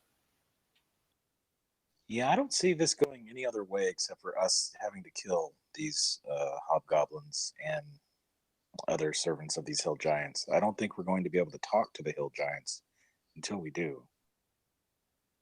And then that changes the whole plan. It changes it changes the dynamic. Why don't we see what's in that distant cave first? Maybe we can use it to get into their complex somehow. That would be good. So, Brett, we're going to try and basically make it stealthily to that opening that's near where all the trees were chopped down and see what's there. Okay. I think we're on foot by this point. Tether the horses up someplace where they won't be in the way. All right, and I'm just setting something up on the map page here that may allow me to. Why didn't that work? I'm thinking. Obviously, we're going to get to the point where we're going to be dropping characters and stuff, but tokens. There is another possibility. What's that? This is more to the other characters. If the hill giants have nothing to eat, they'll eat their allies. If we manage to burn their grain stalks and disperse the sheep and everything, that could destabilize the entire situation. It would turn into a long-term plan at that point, because it may take a couple days for them to decide to eat the servants. Just a thought. Well, let's check out the cave and then go from there. I like that option, though, because it would be very easy to accomplish. I say as fire like crackles in my hands. Okay, and I'm going to. I don't think this is going to reveal anything that I haven't already told you, and just to kind of give you a better sense of what that northern side looks like, I'm going to move you on to this this section. Please don't move your tokens around. You're going to see the picture that I already shared with you is going to be on the southern half, and then the top half of the picture will be dynamically lit. So you should only be able to see the surfaces that you would have known from Jureg and such. If you think you're seeing too much, just let me know and I'll scoot you back off.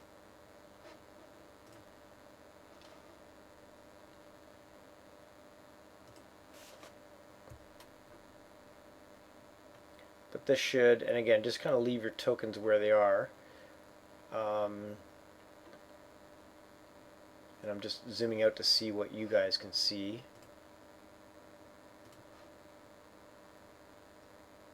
Okay. So yeah, you see the dock. So everybody's seeing that map now? That battle map?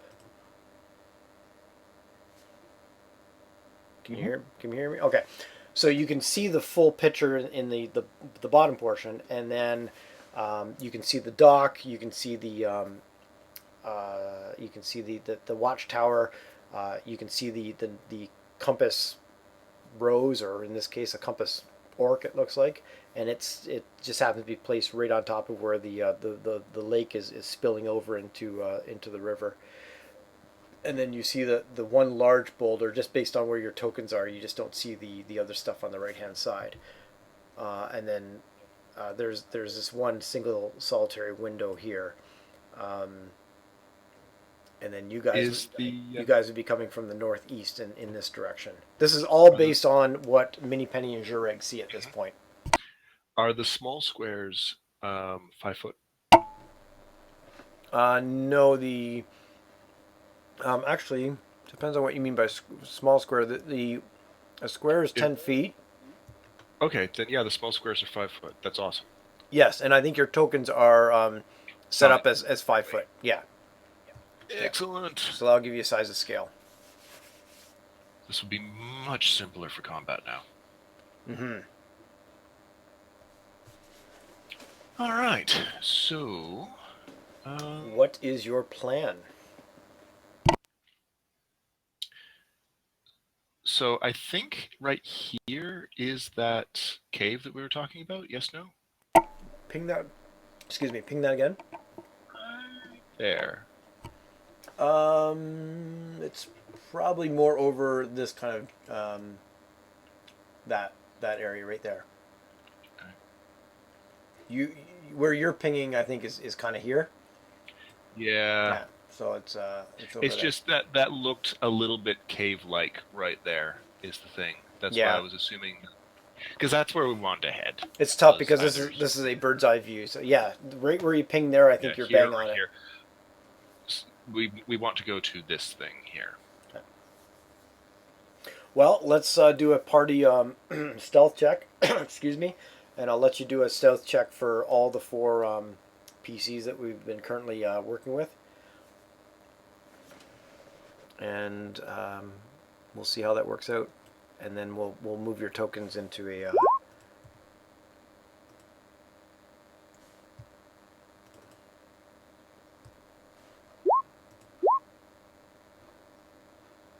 What the hell is a wood crate check? A wood crate check. Oh, And why are you crate wood. I look. I don't normally get Bryle's token. I don't know. You don't normally drink while you're playing D&D, but today you did. I didn't do that either. But no, there's a thing called wood create check on his token. Like when I click on mine, it's not there. So it's like, what's this? And that was a telephone.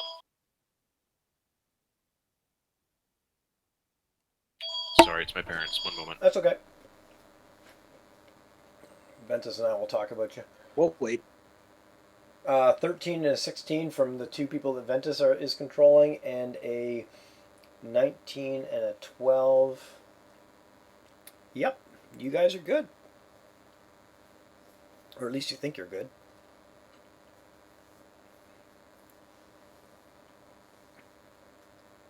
I've read where some DMs will, and in general, I like this idea, but it's just a lot of juggling. Some DMs will do the checks for the players secretly, like behind the screen. So you don't know what your role was. All you know is you're trying to be stealthy.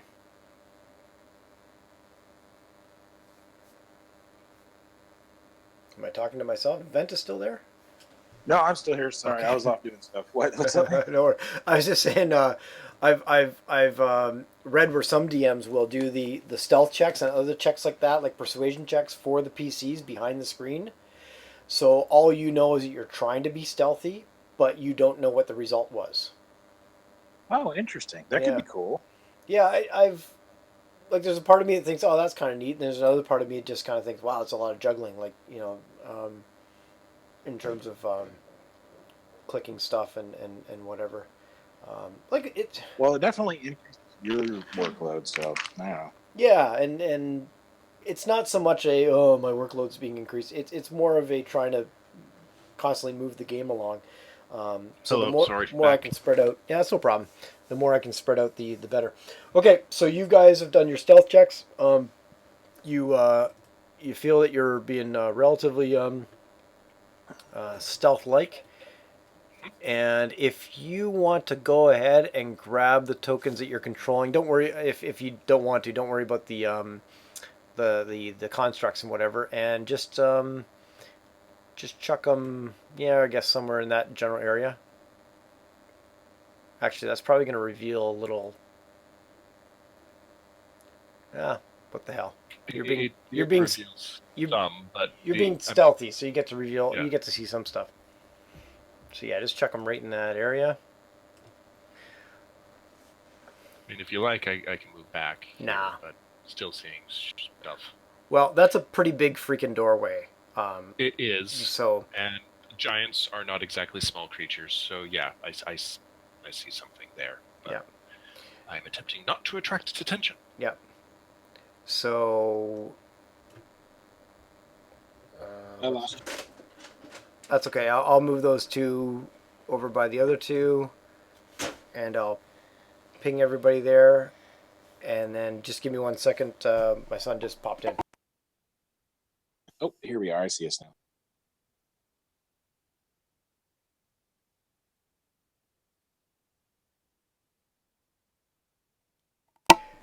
Just give me literally 2 minutes. I just got to run downstairs and get something for my son. No worries. Sorry, guys. All good. Okay, Okay. 1 second.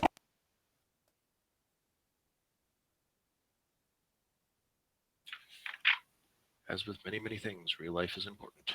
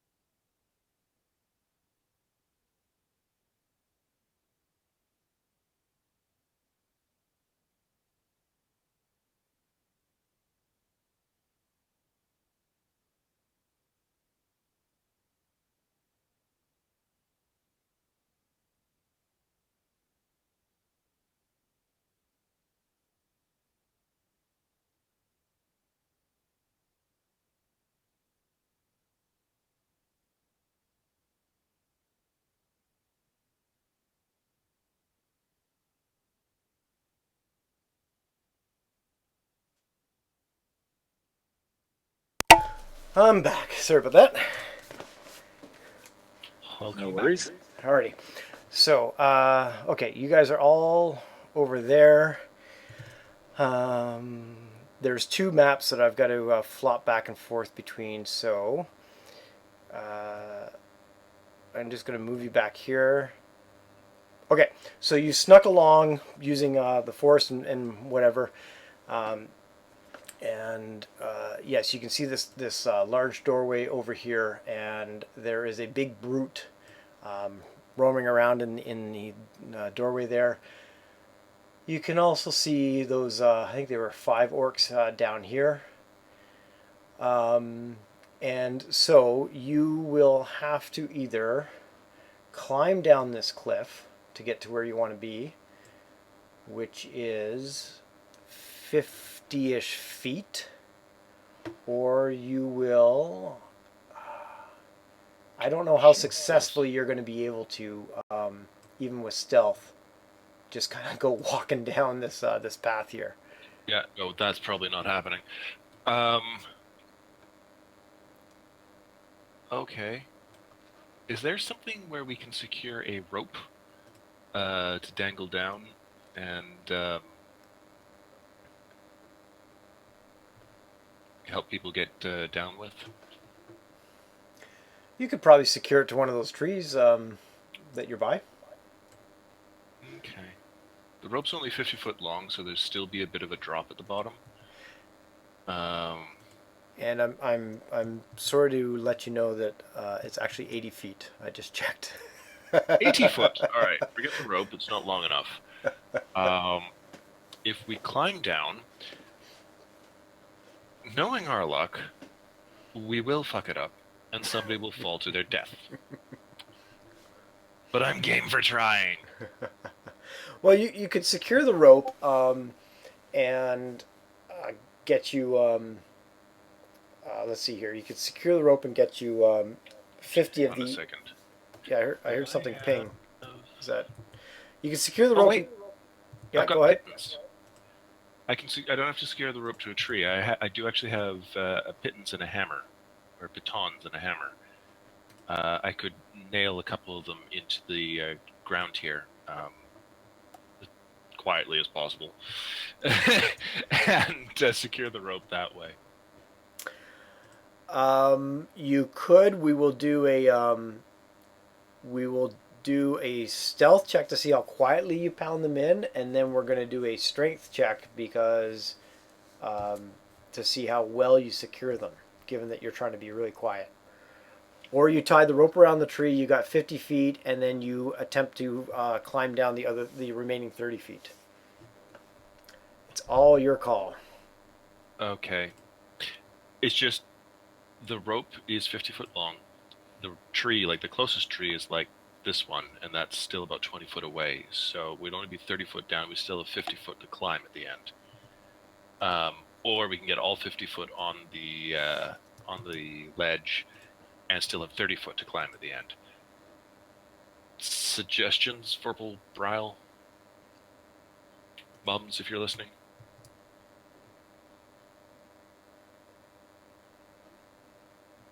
Oh, Vorpal said he'll be back in 1 second. Okay, so basically the Krev show is... Unfortunately, today's game is one of those games. All right. So Krev is going to try to be really, really stealthy, and to be honest, have the other guys keep watch. If movement starts coming towards us, maybe we back off very rapidly. So, I get out the hammer. Mhm. Oh god, this is a bad idea. You know what? Let's just tie it to the tree. Okay. That would be the quietest way of doing it. We'll tie it to the tree. I get out the hammer. I get out the pittons. I get up to the thing. Wait a second. Sound travels. I put the hammer away. I put the pitons away, and I go. And I'm still not entirely certain. I think they're piton. In terms of pronunciation? Yeah. Hey Doesn't really guys, I'm matter. sorry. I'm gonna have to go. Issue Oh. with kiddo. So No worries. Hope everything's okay. apologies. Yeah, it's fine. It's just Good. an issue with the dog. But No everything's worries. All right. fine. Okay, you guys. Well, yeah, no worries. We're within an hour anyway, so no big deal. Cheers. I'm gonna play a YouTube video on how to pronounce pitons or pythons or whatever, Okay. and then we'll call it a game. Let's see here. Yeah. Let's see what it says. Pitons. Okay, that one said pitons. And I'm gonna try one more. Let's see what they say. Pitons.